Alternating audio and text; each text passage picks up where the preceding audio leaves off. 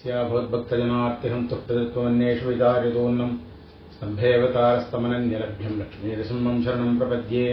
श्रीमान् वेङ्कटनाथार्यः कवितार्के केसरी वेदान्ताचार्यवर्यो मे सन्निधत्तां सदा हृदि।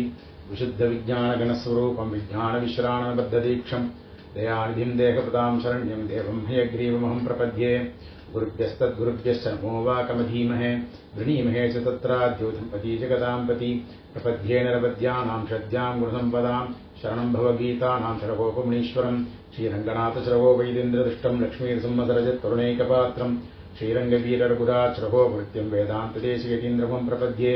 श्रीमद्रङ्गशकारिसंयोगरालब्धागमान्तद्वयं श्रीमद्वीररघुद्वहादशरजत्पादारविन्दाश्रयं श्रीमद्वेदवंशदेशिकतेः कारुण्यवीक्षास्पदं सेवे रङ्गत्रीनशासनवशं नारायणं योगिनं वेदान्तदेशिकेतीन्द्रपदाब्जभृङ्गं नारायणाद्यमुनिवर्यकृपात्तबोधं श्रीरङ्गनाथेदुर्यदयावलम्बं श्रीराजगोपगुरुमात्मगुणाढ्यमीडे वेदान्तदेशिकेतीन्द्रकटाक्षलब्धत्रैकन्तसारमनवद्यगुणं बुधाग्र्यं नारायणाद्येदुर्यकृपाभिषिक्तं श्रीरङ्गनाथेदिशेखरम् आश्रयामः।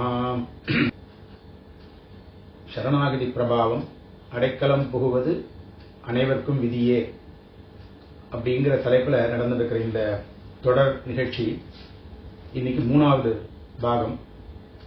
முதல் 2 பாகத்துல நாம என்னென்ன விஷயங்கள் சொல்லியிருக்கோம் அப்படிங்கறத ஒரு 5 நிமிஷம் மட்டும் ரீகேப் பண்றேன். அதுல மேற்கொண்ட விஷயங்களை அவாவா அந்த முதல்ல நடந்த 2 பாகத்துல ஒரு பாகம் இன்னைக்கு யூடியூப்ல வந்துருச்சு. இன்னும் கொஞ்சம் நாளையில இன்னைக்கு சாயங்காலத்துக்குள்ள வந்துடும். அதை பார்த்து தெரிந்து கொள்ள வேண்டியது. ஏன்னா இப்ப புதுசா நிறைய பேர் இன்னைக்கு இதுல சேர்ந்திருக்கா அந்த குழுவிலன்னு தெரியுது. அவெல்லாம் அந்த போன வாரத்துடைய 2 யூடியூப் பாகத்தை பார்த்துக்க வேண்டியது. நம்ம என்ன சொன்னோம், இந்த 2 செஷன்ஸ்ல ஞானம் அப்படிங்கிறது நமக்கு வேணும், நமக்கும் ஒரு மிற்ற விலங்குகளுக்கும் என்ன வித்தியாசம், எதனால நாம விஷயத்தை தெரிந்து கொள்ள வேண்டும் அப்படிங்கிற ஒரு விஷயம் பார்த்தோம். அப்புறம் இந்த பரநியாசம், பரசமர்ப்பணம், பிரபத்தி, சரணாகதி எல்லாம் ஒன்றுத்தையே குறிக்க வேண்டிய தாத்பர்யார்த்தம் ஒண்ணுதான் அப்படின்றத சொன்னோம். தத்துவத்ரயம் அப்படிங்கறத தெரிஞ்சணும். சித்தும் அச்சித்தும் இறையுமென அப்படிங்கறத சித்து அச்சித்து இறை. சித்தை உடையது சேத்தனன், அச்சித்தை உடையது அச்சேதனன். இந்த சித்து அச்சித்துங்கிறது ஞானம், ஞானமற்றது, அறிவு, அறிவற்றது அப்படிங்கிற பொருள்ல வருது. உயிர், உயிரற்றதுன்றது இல்லை. என்ன அறிவுள்ளவை, அறிவற்றவை, சித்து அச்சித்தாயிடுத்து, சேதன அச்சேதனங்கள், இறைங்கிறது ஈஸ்வரன் ஆயிடுத்து. இப்படி அந்த தத்துவத்திரயத்தை தெரிஞ்சிட்டோம். தத்துவத்திரயங்கிறது என்ன அப்படின்னா அறிய வேண்டிய தத்துவம் என்ன, அதுக்கப்புறம் ஹிதம்னா என்ன, நாம் அறிந்த பின் அதை அனுஷ்டிக்க வேண்டிய வழிமுறைகள் இருக்க, அந்த உபாயத்துக்கு பேரு ஹிதம். அதுக்கப்புறம் எதை அடைகிறோமோ அது நமக்கு புருஷார்த்தம் இல்லையா. இப்படி தத்துவ ஹித புருஷார்த்தங்கள் அப்படின்றது தெரிஞ்சிட்டோம். நம்ம சித்தாந்தத்துல, நம்ம வைதிக மதத்துல தத்துவம், ஹிதம், புருஷார்த்தம் இந்த 3மே பகவான் தான் இல்லையா. அது எப்படிங்கிறத நாம இன்னைக்கு ஒரு உதாரணத்தோட பார்த்தோம். அதுக்கப்புறமாக இந்த எப்படி அறிஞ்சுக்கிறது, அந்த சித்து அச்சித்து இறை இந்த 3த்தையும் எப்படி தெரிஞ்சுக்கிறது, எதை கொண்டு அறிவது அப்படின்னா நமக்கு சொன்னோம். 3 விதமான 3 பிரமாணங்கள் நம்ம வைதிக மதத்திலேயே உண்டு. நாம ஒத்துண்டிருக்கிற 3 பிரமாணங்கள். ஒன்னு பிரத்யக்ஷம், இன்னொன்னு அனுமானம், 3வது சாஸ்திரம். அதுல இந்த பிரம்மத்தை அறிந்து கொள்வதற்கு நமக்கு உபயோகமா இருக்கிறது சாஸ்திரங்கள் மட்டும்தான். ஏன்னா அதை பிரத்யக்ஷத்தினாலேயோ அனுமானத்தினாலேயோ அறிய முடியாது. சாஸ்திரம் ஒன்றை கொண்டுதான் அறிய வேணும். இந்த சாஸ்திரங்கிறது வேத வேதாந்தங்கள், அதை கொண்டுதான் நம்ம அறியணும் அப்படின்னு சொன்னோம். சாஸ்திரங்கள் பலவாறாக இருக்கு. அதுல நாம எதை பற்றி தெரிந்து கொள்வது அப்படின்னா, நம்ம பெரியவாள் நமக்கு எதை வகுத்து வச்சிருக்கிறார்களோ அது நமக்கு அடிஷனலா ஒரு பிரமாணம் என்ன சொன்னோம்னா, பிரத்யக்ஷம், அனுமானம், சாஸ்திரம் அப்படிங்கிறது கூட இன்னும் நாம வழக்கில் வச்சிருக்கிறது சிஷ்டாச்சாரம். நம்ம பெரியவர்கள் எதை நமக்கு காட்டு கொடுத்திருக்கிறார்களோ. ஏன்னா நிறைய விஷயங்கள் சாஸ்திரத்தில் இருக்கும். இன்னைக்கு காலதேச வர்த்தமானத்தை ஒட்டி பார்க்கிற போது அதை அப்படியே அதன்படி நடக்கிறதுங்கிறது கொஞ்சம் சிரமமா இருக்கும். அதுக்கேற்ற மாதிரி பெரியவர்கள் அதை எப்படி நம்மளுடைய சிஸ்டர்கள்லாம் அதை எப்படி அப்ளை பண்ணி காமிச்சிருக்காளோ அந்த வழியும் நமக்கு ஒரு பிரமாணம். ஆனால் சிஷ்டாச்சாரமும் நமக்கு ஒரு பிரமாணம். இப்படி இருக்கு. அப்புறம் இந்த 4 வகை புருஷார்த்தங்கள் என்னன்னு பார்த்தோம். தர்மார்த்த காம மோட்சம் அப்படின்னு சொல்றேன். தமிழ்ல அறம், பொருள், இன்பம், வீடு அப்படின்னு. அதுல எது நமக்கு முக்கியம்? நாம இப்ப பேசிருக்கிறது வேதாந்த மதத்துல, வைதிக மதத்துல புருஷார்த்தம்ங்கிறது எம்பெருமான். அதனால சேமனல் வீடும் பொருளும் தர்மமும் சீரியனர் காமமும் என்று இவை நான்கென்பர் நான்கினும் கண்ணனுக்கே அமது காமம். அதுக்கு மிச்ச மூன்றும் அறம் பொருள் வீடு இதெல்லாம் என்றுரைப்பான் வாமனன் சீலன் ராமானுசன் இந்த மன்மிசையன் சொன்னதுல மிச்ச மூணு சப்போர்ட்டிவ் தான். அதனால புருஷார்த்தமாகிற எம்பெருமானை அடைவதற்கு மிச்ச விஷயங்கள்லாம் நமக்கு தேவையா இருக்கு, அதுக்கே ஆட்படக்கூடாது அப்படிங்கறத சொல்லினோம். அதுக்கப்புறம் இந்த எம்பெருமானை அடைவதற்கு அல்லது எம்பெருமானுடைய ஸ்தானமான அந்த மோட்சத்தை அடைவதற்கு நமக்கு ரெண்டு வழிகள் இருக்கு. ஒன்னு பக்தி, இன்னொன்னு பிரபத்தி இல்லையா? இந்த ரெண்டு வழிகள்ல எது நம்ம வஸ்தி அப்படின்னாக்க, எது வஸ்தின்னு சொல்றத காரணம் எதனால வஸ்தின்னு சொல்லணும், அதையும் நாம அன்னைக்கு பார்த்தோம். பக்தி யோகம் இல்லையா, இன்னொன்னு பிரபத்தி. பக்தி நிஷ்டன் என்னெல்லாம் பண்ணணும், அவனுக்கு உண்டான குவாலிபிகேஷன்ஸ், அவனுக்கு உண்டான யோகியதைகள் என்ன, பிரபத்தி பண்ணுகிறவன் அவன் பிரபத்தி நிஷ்டனா இருக்கானே அவனுக்கு என்னென்ன யோகியதைகள் அப்படிங்கறதெல்லாம் அன்னைக்கு பார்த்தோம் இல்லையா? பக்தி யோகம் பண்றதுக்கு அதையும் ஒரு தரம் பார்ப்போம். பக்தி யோகம் பண்றவனுக்கு என்னென்ன வேணும், யோகியதைகள் என்ன, திரைவர்ணிகளாக இருக்கணும், அவனுக்கு சாஸ்திர ஞானம் அனுஷ்டான சக்தியும் புத்தியும் வேணும், எத்தனை ஜென்மங்கள் ஆனாலும் மோட்சமடையறதுக்கு எத்தனை ஜென்மங்கள் அதை எடுத்துட்டாலும் அது வரைக்கும் அவனுக்கு பொறுமை காக்க வேணும் இல்லையா? அப்போ பக்தி யோகத்துல ஒரு பக்தி நிஷ்டனுக்கு மோட்சம் என்னைக்கு கிடைக்கிறது, எந்த ஜென்மங்கிறது தெரியாது யாருக்கும். அதனால எத்தனை ஜென்மங்கள் ஆனாலும் அதுவரையில் அவனுக்கு அந்த பொறுமைங்கிறது இருக்கணும். அந்த பொறுமை இல்ல, அந்த கால விளம்பத்தை பொறுத்துக்கலை அப்படின்னா அவன் பக்தி யோகத்துக்கு அனர்த்தம், பக்தி யோகம் பண்றதுக்கு அவனுக்கு யோகியதை இல்லைன்னு அர்த்தம். ரெண்டாவது, அப்புறம் அந்திம ஸ்மிருதி அவசியம். எவ்வளவு நாள் பக்தி யோகம் பண்ணினாலும் விச்சித்தி இல்லாம பண்ணிட்டே வரணும். கடைசி இதுலயும் ஒவ்வொரு ஜென்மத்திலும் அவனுக்கு அந்த அந்திம ஸ்மிருதியில அவனுக்கு இது வேணும், ஸ்மிருதி வேணும். அந்த பக்தி யோகத்திலையும் என்ன பக்தி பண்ணி வந்திருக்கானோ, எதை உபாசிச்சு வந்திருக்கானோ அந்த ஸ்மிருதி அவனுக்கு இருந்துட்டே இருக்கும் இல்லையா? எல்லாத்தையோட இன்னும் முக்கியமான ஒண்ணு, நாம பல ஜென்மங்களாக சேர்த்து வைத்திருக்கிற இந்த புண்ணிய பாப கர்மாக்கள் இருக்கு. அதுல பலன் கொடுக்க ஆரம்பித்து விட்ட கர்மாக்களுக்கு பேர் தான் பிராரப்த கர்மான்னு பேர். அந்த பிராரப்த கர்மாவை இந்த பக்தி யோகம் அழிக்காது. வேற எது அழிக்கும்? சஞ்சித கர்மா. எது மூட்டையா சேர்ந்து இருக்கோ நம்ம பண்ணின புண்ணிய பாபங்கள், எதுக்கான பலன்கள் இன்னும் நமக்கு கிடைக்க ஆரம்பிக்கலையோ அந்த கர்மாக்களை மட்டும்தான் சஞ்சித கர்மான்னு அதுக்கு பேரு. அந்த சஞ்சித கர்மாவை மட்டும் இந்த பக்தி யோகம் அழிக்கும். அப்புறம் இப்படிலாம் சொல்லிட்டே வந்தோம். சரி சார், இதுல இருந்து பிரபத்தி மார்க்கம்ங்கிறது அது எப்படி வித்தியாசம் அப்படின்னா, முன்னாடி அதுக்கு திரைவர்ணிகனாக மட்டும் இருக்கணும் அப்படிங்கிற அவசியம் இல்லை, யாராவானா இருக்கலாம், எல்லாரும் அதுக்கு அதிகாரிகள். இந்த பக்தி யோகம் பிரபத்தி யோகம்ங்கிறது, பிரபத்திங்கிறது சர்வாதிகாரத்தை உடையது. அப்புறம் அதுக்கு தேவையான பிரதானமான ரெண்டு ப்ரீ ரிக்வெஸ்ட்ஸ் என்ன, ஆகிஞ்சன்யமும் அனன்யகதித்துவம். ஆகிஞ்சன்யம்னா கைமுதல் இல்லாமை, என்னை நானே காத்துக் கொள்வதற்கு என்னிடம் சக்தியற்று இருக்கிறேனே, அதுக்கு பேரு ஆகிஞ்சன்யம்னு பேரு. அதை ரியலைஸ் பண்ண அப்புறம் யார்கிட்ட போய் அடைக்கலம் புகுவது அப்படின்னு நம்ம பாக்குற போது வேற யாருமே நமக்கு கதி இல்லை, சிவபதியான சிவன் நாராயணன் தவிர இன்னொரு கதி இல்லை அப்படின்னு நம்ம உணர்கிறோமே, அதுக்கு பேர் தான் அனன்ய கதித்துவம்னு பேரு. இந்த ரெண்டும் முக்கியமான ஒரு தேவைகள். அதுக்கப்புறம் இதுக்கு அந்த இந்த வேலையில உபாயத்தை அனுஷ்டிக்கிற போது, பிரபத்தி அப்படிங்கிற ஒரு உபாயத்தை அனுஷ்டிக்கிற போது, பிரபத்தி பண்ணுகின்ற போது நம்மளுக்கு ஒரு 5 அங்கங்களை கொண்ட ஒரு அங்கியை கொண்ட ஒரு இது விஷயம் சொல்றோம். ஆணுக்குள்ளிய சங்கல்பாதி 5 அங்கங்கள் அப்படின்னு ஒன்று இருக்கு. அதை நம்ம போக போக பார்ப்போம். அது மட்டும்தான் வேணும். அது பிரபத்தி பண்ணிக்கிற டைம் வரைக்கும் அது ப்ரீ ரிக்வெஸ்ட். அதுக்கப்புறம் அது நமக்கு அனுஷ்டானமா இருக்கு. இந்த 5மே எது 5 நம்ம பிரபத்தி பண்ணிக்கிறதுக்கான தேவைகளாக இருக்கிறதோ, இது அகைன் எல்லாமே மென்டல் ஸ்டேட் நான் முன்னாடியே சொல்லியிருக்கேன். அது மனதளவில் நமக்கு அந்த 5 விஷயங்கள் தேவைப்படுறதோ அதுக்கப்புறம் அதுவே அனுஷ்டானம் நித்திய கர்மா. நம்ம அது should be a part of our routine இல்லையா? அந்த 5 விஷயங்கள் அது என்ன போக போக புரியும். அப்புறம் இன்னொரு விஷயம், இந்த பிரபத்திக்கு அந்திம ஸ்மிருதி தேவையில்லை இல்லையா?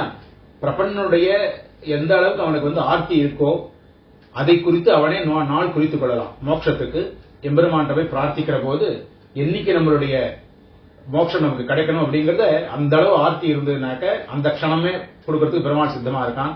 நம்ம எல்லாம் இந்த மாதிரி இந்த பிரகிருதி சம்பந்தத்தினால அந்த அளவு நமக்கு எல்லாம் ஆர்த்தி எல்லாம் கிடையாது. அதுல ஏதோ ஓரிருவர் மகனியர்கள் இருந்திருக்கா, அந்த அளவு நம்ம எல்லாம் கிடையாது. ஆனா நாம என்ன சொல்லணும், தேகாவசானேன்னு சொல்லி தான் பிரார்த்திச்சிருக்கோம். இந்த தேகம் கீழே விழுகிற வரைக்கும் நான் இந்த ஜென்மத்தை பொறுத்துக்கிறேன், இன்னொரு ஜென்மம் எனக்கு வேண்டாம் அப்படின்னு மட்டும் தான் பெருமாள்கிட்ட பிரார்த்திச்சிருக்கோம்.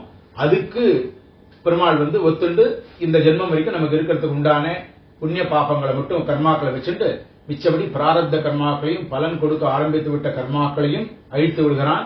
இந்த நம்முடைய மிச்ச ஜீவித காலத்துக்கு எவ்வளவு வேணுமோ அதை மட்டும் வச்சுக்கிறான். இதுக்கு நாம அன்னைக்கு ஒரு எக்ஸாம்பிள் சொன்னோம். இப்படி ஒரு ப்ரொவிஷனல் ஸ்டோர், அதாவது ஒரு மளிகை கடையில கல்யாணத்துக்காக வாங்கப்பட்ட பொருள்ல பிரிக்காத கவர்லாம் அந்த இவன் வாங்கிட்டான், மளிகைக்காரர் வாங்கிட்டார். பிரிச்ச கவர்ல இருந்து அவர் வாங்கிக்க மாட்டேன்னு சொல்லிட்டார். அது வரைக்கும் பக்தி யோக நிஷ்டனுக்கு உண்டானது. பக்தி யோக நிஷ்டன் என்ன, சஞ்சித கர்மா எல்லாத்தையும் அதை அழிச்சிடும், ஆனா பிராரப்த கர்மா அழிக்காது.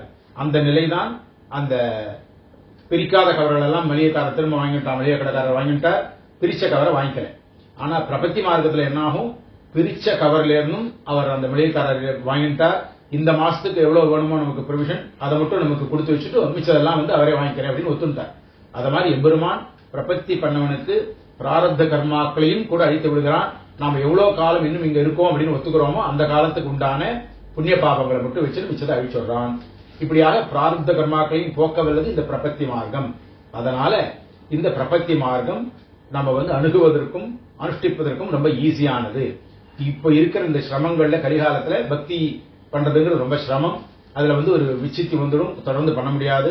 ஆனா பிரபத்திங்கிறது ஒரு க்ஷண நேர உபாயம். அதுக்கப்புறம் அது நம்ம மைண்டில் அதே மெயின்டைன் இருந்தா போறோம் அந்த ஒரு ஸ்திதியை. அதனால பிரபத்தி முக்கியம், அதை பண்ணிக்கிறோம் அப்படின்னு சொன்னோம் இல்லையா. அப்புறம் அதுக்கடுத்து மோட்சம் கொடுக்கிறவருடைய அதிகாரம் என்ன, கேட்பவருடைய அதிகாரம் என்ன அப்படின்னு பார்த்தோம். பிரபத்தி பண்ணிக்கிறதுக்கு யோகியர்கள் யாரு, அவளுக்கு என்ன குவாலிபிகேஷன் அப்படின்னு பார்த்தபோது நம்ம முன்னாடியே சொல்லியிருக்கோம். நம்மளுடைய ஆகிஞ்சன்யம், அனநிகதித்துவம், இது ரெண்டும் நம்ம முக்கியமா சொன்னோம். இந்த மோட்சம் கிடைப்பதற்கான கால விளம்பத்தை சகிக்க முடியாதவர்களுக்கு தான் இந்த பிரபத்திங்கிறது யோகியதை உண்டு. அவளால் ஒருத்தனால பக்தியோகம் பண்ண முடியும் அப்படின்னா அவன் பிரபத்திக்கு யோகியன் இல்லை, பக்தியோகம் தான் அவன் பண்ணணும். பக்தியோகம் பண்ண முடியலை, என்னால பண்ண முடியாது நிச்சயப்பட்டு யார் இருக்கானோ அதுவும் இருக்கணும். ரெண்டாவது கால விளம்பத்தை பொறுத்துக்க முடியாத, சகிக்க முடியாதவனா இருக்கணும். இந்த ஜென்மத்தின் முடிவிலேயே நமக்கு மோட்சம் போகணும் அப்படிங்கிற எண்ணம் உள்ளவன், இந்த ரெண்டு யோகியதையும் உடையவன் தான் பிரபத்திக்கு யோகியதை உள்ளவன் அப்படின்றது நாம சொன்னோம் இல்லையா. அப்புறம் மோட்சம் கொடுப்பதற்கு என்ன அதிகாரம் இருக்கணும், அதுக்கான சக்தி சாமர்த்தியம் இருக்கணும், அவனுடையதா இருக்கணும். அந்த மோட்ச ராஜ்யங்கிற சாம்ராஜ்யங்கிறது கொடுப்பவன், அதுக்கு உடையவனாக இருக்கணும். கொடுக்கணுங்கிற எண்ணம் அவனுக்கு தய இருக்கணும் இல்லையா. அதனால அதுக்கு ரெண்டு என்ன உதாரணம் சொன்னோம். எப்படி திரிசங்கு அந்த விற்த்தாந்தத்துல விஸ்வாமித்திரர் திரிசங்குக்கு அவன் அடைக்கலமாக இவரை அடைந்தான்.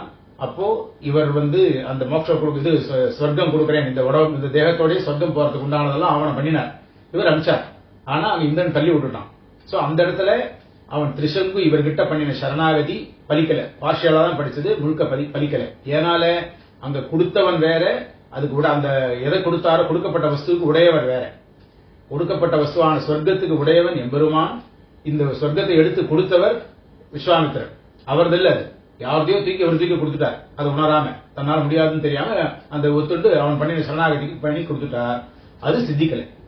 ஆனா ஜட்டாயுடைய விற்த்தாந்தத்துல என்ன பார்த்தோம், ஜட்டாயுக்கு அவன் வெறும் ஒரு பறவையாக இருந்தாலும் ஒரு பெரிய அவன் ஒன்னும் கர்மானுஷ்டானம் வரணும், இல்ல பிரபன்னனோ அது மாதிரிலாம் ஒண்ணு இருக்கிறதா தெரியல, இல்ல பக்தியோக நிஷ்டனோ இல்ல. ஆனா அந்த இடத்துல ராமன் அவரை அனுப்பிச்சுட்டார். ஜடாயு இதுக்கு போ அப்படின்னு சொல்லிட்டார் இல்லையா. மயாத்வம் சமணஜாதகா கச்ச லோகான் அனுத்தமான் அப்படின்னு சொல்லி அந்த சொர்க்கத்துக்கு அனுப்பிச்சார். அப்போ அவனுக்கு எப்படி அந்த ஜட்டாயுக்கு எப்படி அது பலிச்சது, எதனால பலிச்சது அப்படின்னா அந்த இடத்துல அந்த மோட்ச சாம்ராஜ் சொர்க்கத்தை மோட்ச சாம்ராஜ்யத்தை கொடுத்தவரும் அதை உடையவரும் ஒருவரே. அந்த சாம்ராஜ்யங்கிறது ராமனையே சேர்ந்தது, அதை கொடுத்தவரும் அவரே அப்படிங்கிறதுனால அந்த இடத்துல சித்திச்சது. அதனால இது கொடுக்கிறதுக்கு உண்டான யோக்கியதை என்ன, அவனே உடையவனாக இருக்கணும். அதுக்கு அந்த கொடுக்கறதுக்கான தயம் அவனுக்கு இருக்கணும். இது ரெண்டும் இருந்ததுனால ராமன் சொன்ன போது அது பலிச்சது அப்படின்னு சொன்னோம். அடுத்ததா ஒரு விஷயம் பார்த்தோம். பிரபத்தின்றது ரெண்டு விதமானது. ஒன்னு அங்க பிரபத்தி, இன்னும் சுதந்திர பிரபத்தி. அங்க பிரபத்தினா என்ன, ஒரு அங்கமாக பார்ஷியலாக பக்தியோகனிஷ்டன் தான் பக்தியோகம் பண்றதுக்கெல்லாம் அவன் சித்தமா இருக்கான், அதுக்கு உண்டான சக்தி தனக்கு இருக்கு அப்படிங்கறதை அவன் உணர்ந்திருக்கான். அதனால அவன் பக்தியோகம் தான் பண்ணணும், பிரபத்திக்கு அவனுக்கு அனர்ஹன்னு சொன்னோம். ஆனால் அவன் பக்தியோகம் பண்ணுகிறார். அப்படி பண்ற போது அதுல வர இடைஞ்சல்களை, அதுல நடுநடுவில் ஏற்பட ஒரு இயலாமை தடங்கல்களா இருக்க, அதுலேருந்து ஒரு விலக்கு பெறுவதற்காக அந்த ஒரு பார்ட்டுக்கு மட்டும், அந்த ஒரு போர்ஷனுக்காக மட்டும் பெருமாட்ட பிரபத்தி பண்ணிக்கிறாரு. அதுக்கு அங்க பிரபத்தி அப்படின்னு பேர். சுதந்திர பிரபத்தினா என்ன, இதெல்லாம் எனக்கு பக்தியோகம்லாம் பண்ண முடியாது சார், எனக்கு எதுவுமே பாசிபிள் இல்லை, எம்பெருமானே நான் அகிஞ்சனன், வேற அண்ணன் கதியும் வேற கதியற்றமையா இங்க வந்திருக்கேன், எனக்கு வேற ஒன்னும் தெரியல, உன்னுடைய திருவடி தவிர எனக்கு வேற எதுவும் தெரியாது, வேற எதுவும் என்னால முடியாது. அப்பதான் சொன்னோம், நான் தர்மரிஷ்டோஸ்மி ந சாத்மவேதி ந பக்திமான் சரணாரவிந்தே இல்லையா, அகிஞ்சனஹா அனன்யகதி சரண்யா தொத்பாத மூலம் சரணம் பிரபத்தியே அப்படின்னு சொன்னமே. அப்போ நான் தர்மனிஷ்ட இது இல்ல, என்னால கர்மயோகி இல்ல, நானு ஞானயோகம் பண்ண முடியல, பக்தியும் என்னால பண்ண முடியல, பக்தி யோகத்திலையும் என்னால பண்ண முடியல, இது எதுவுமே என்கிட்ட இல்ல, என்னால இனிமே பண்றதுக்கு பொறுத்துக்கிறதுக்கு இனிமே நான் அதெல்லாம் கத்துண்டு அதுக்கு உண்டான சக்தியை உண்டாக்கிண்டு இதெல்லாம் இனிமே அனுஷ்டிக்கிறதுக்கு எனக்கு பொறுமையும் கிடையாது. அந்த அளவு எனக்கு மோட்சத்துக்கு விளம்பரத்தை பொறுத்துக்கிறதுக்கான எனக்கு அவகாசம் இல்லை. அதனால உடனே எனக்கு மோட்சம் தேவைப்படுறது, இது எல்லாத்துக்காகவும் தான் நான் ஒன்னு சரணடைஞ்சிருக்கேன் அப்படின்னு இருக்கானே.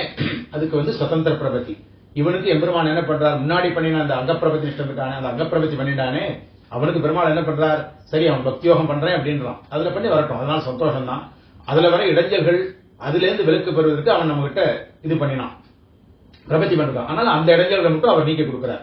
அவன் கண்டினியூ பண்றான், தன்னுடைய பிரபத்தி இது பக்தியோகத்தை கண்டினியூ பண்றான். அது அப்படி போயிட்டு இருக்கு. இந்த சுதந்திர பிரபத்தி பண்ணவன் எப்ப தன்னால் எதுவுமே முடியலை அப்படின்னு சொல்லி இவர்கிட்ட விழுந்துட்டானோ, அவருக்கு என்ன பண்றார் எம்பெருமான், பக்தி ஒன்றாதான் பெருமாள் அடையணுன்றது சத்தியம், அது அதுல ஒன்னும் மாறுதல் கிடையாது. ஆனா இவனால பண்ண முடியலன்னு கொண்டு தன்னுடைய திருவடியில விழுந்ததுனால எம்பெருமான் சொல்றான், அந்த பக்தி யோகத்துடைய ஸ்தானத்துல நானே இருந்து அதுக்கு உண்டான பலனை நீ பண்ணின பிரபத்திக்கு பிரயோஜனமாக நான் உனக்கு கொடுக்கிறேன் அப்படின்னு எம்பெருமான் சொல்றானே, அதுக்கு சுதந்திர பிரபத்தி அப்படின்னு பேர். இதெல்லாம் நாம அன்னைக்கு பார்த்தோம். அதுக்கப்புறம் அடுத்த விஷயம் என்னன்னு பார்த்தோம், பாரமை காந்தியம்னு ஒண்ணு போகணும் அப்படின்னு சொன்னோம். பாரமை காந்தியம்னா என்ன, எதை ஒண்ணுத்த ஒரே ஒரு விஷயத்து மேலேயே நாம போக்கஸ்டா டிட்டர்மெண்டா அதுலயே இருக்கோமோ அதுக்கு ஐகாந்தியம்னு பேரு. இந்த இடத்துல புருஷோத்தமன் ஒத்தன் சிவபதியான எம்பெருமான் நாராயணன் ஒத்தன் மேலேயே நாம நம்முடைய சிந்தையை வச்சிருக்கிறது இருக்க, அதுக்கு பாரமை காந்தியம் அப்படின்னு. இது எல்லாமே மேக்ரோ லெவல்ல தான் இல்லையா, வேதாந்தக்குள்ள நாம போல. இப்படி அதுக்கு நாம என்ன பண்ணணும், அந்த எம்பெருமான் மேல நமக்கு ஒரு பாரமை காந்தியம் வரணும்னா அவனுடைய உபயலிங்கத்தை தெரிஞ்சுக்கணும்னு சொன்னோம். உபயலிங்கம் என்ன, சமஸ்த கல்யாண குணங்களில் உடையவனவன் இல்லையா, கல்யாண குணாகரனா இருக்கிறவன். ரெண்டாவது தோஷகந்த ரகிதனா இருக்கிறவன், அவன்கிட்ட தோஷங்கிறது கிஞ்சித்தும் கிடையாது அப்படின்னு இந்த ரெண்டு விஷயத்தை தெரிஞ்சுக்கணும். அதுக்கு உதாரணம் சொன்னோம், ஒரு பொண்ணுக்கு ஒரு பிள்ளை மேல எவ்வளவு பிரீத்தி வரணும், எப்படி வரும் அப்படின்னா அந்த பிள்ளைக்கு உண்டான குணங்கள் அவனுடைய ஐஸ்வர்யங்கள் எல்லாம் தெரிஞ்சா மட்டும் போராது, அவன் ஒரு தோஷமும் அற்றவன் அப்படிங்கிறது தெரியும் போது அந்த பிரீத்தியோட அல்டிமேட் லெவல் ஆஃப் பிரீத்தி இருக்கே அது அப்ப அவனுக்கு வருது இல்லையா. அதுக்கப்புறம் இன்னொரு விஷயத்துல அந்த பொண்ணுக்கு அந்த வதுவுக்கு மனம் செல்லாது. அது மாதிரி எம்பெருமானை பத்தி நாம ஃபுல்லா அவனுடைய கல்யாண குணங்களை தெரிஞ்சுக்கணும். அதுக்கு சமமாக அவனுக்கு சதிருசமாக இன்னொருத்தர் கிடையாது அப்படின்னு தெரியணும். அது கல்யாண குணங்களை பொறுத்த வரைக்கும். இன்னொன்று, அவன் ஒருவன் தான் தோஷமே இல்லாதவன் அப்படின்னு தெரியும். எம்பெருமான் தான் தோஷமே அந்த வாசனையே இல்லாதவன் அப்படின்னு தெரியணும். இதெல்லாம் தான் நமக்கு அவன் மேல வரதுக்கான பிரீத்திக்கான ஹேத்து. இந்த பிரீத்தி அவனுக்கு வர அவன் மேல பிரீத்தி வரணும்னு என்ன பண்ணணும், எம்பெருமானுடைய ஸ்வரூப ரூப குண விபூதி சேஷ்டித்தங்கள் எல்லாம் நல்லா தெரிஞ்சுக்கணும்.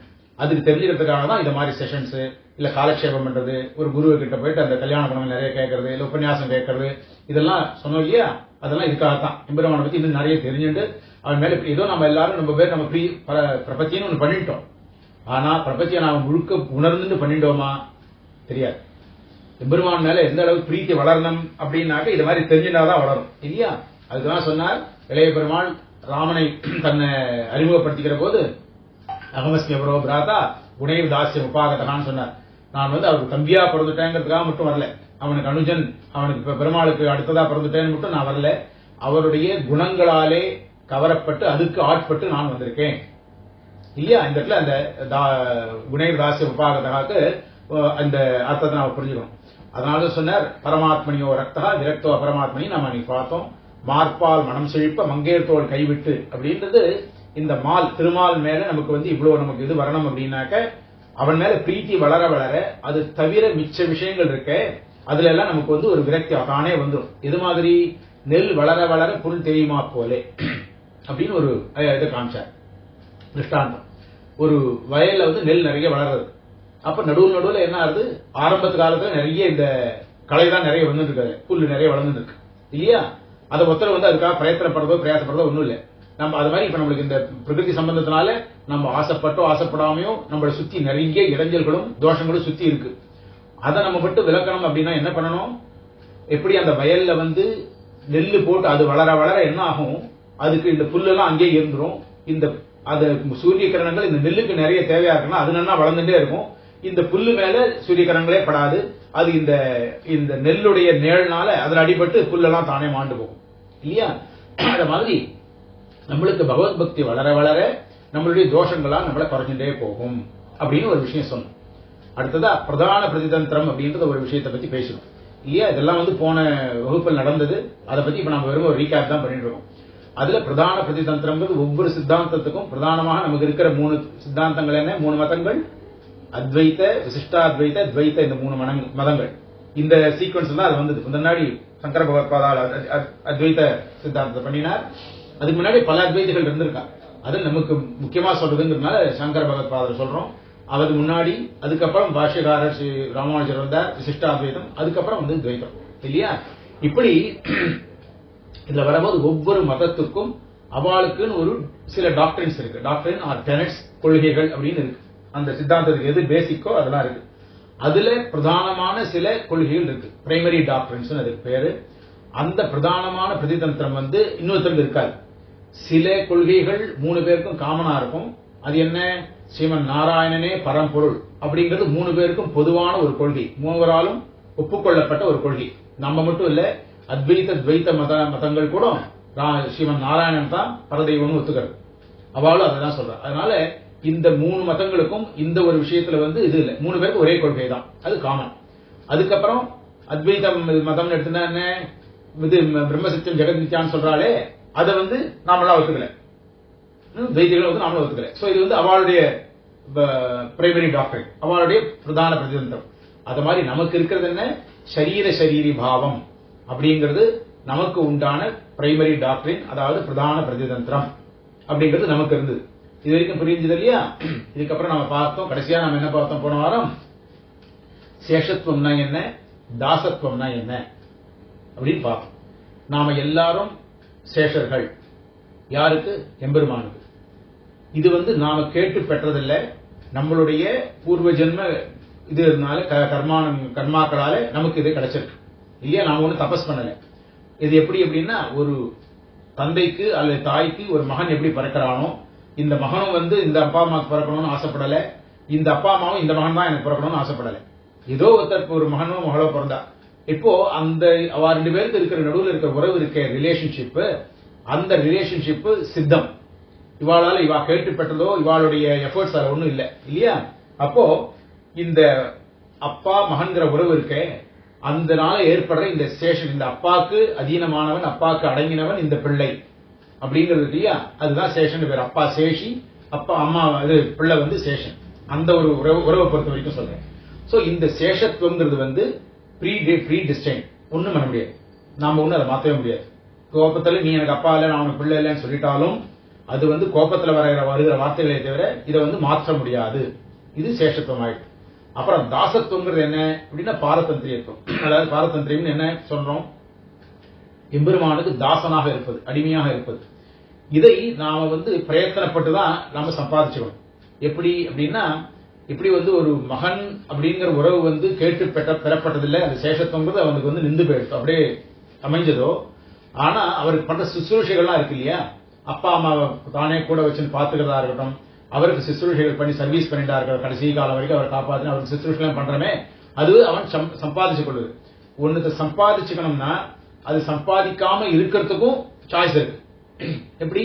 இதே பிள்ளை வெளிநாட்டுல போய் இருந்துட்டு, வெளியூர்ல போய் இருந்துட்டு, அப்பா அம்மா எங்கேயோ சீனியர் சிட்டிசன் ஹோம்லயோ இல்ல ஒரு நல்ல வசதியா ஒரு வீட்டை பார்த்து கொடுத்துட்டானாக்க, அவ எத்தையான பார்த்துக்கிட்டோம், நம்மளுடைய கம்ஃபர்ட் லக்ஸூரியஸ் அந்த லக்ஸுரி ஜோன்ல இருந்து வெளில வரக்கூடாது அப்படின்னு ஒரு பிள்ளை நினைச்சுக்கலாம். அது மாதிரி நினைச்சுக்கலாம், அது ஒரு சாய்ஸ் இல்லையா?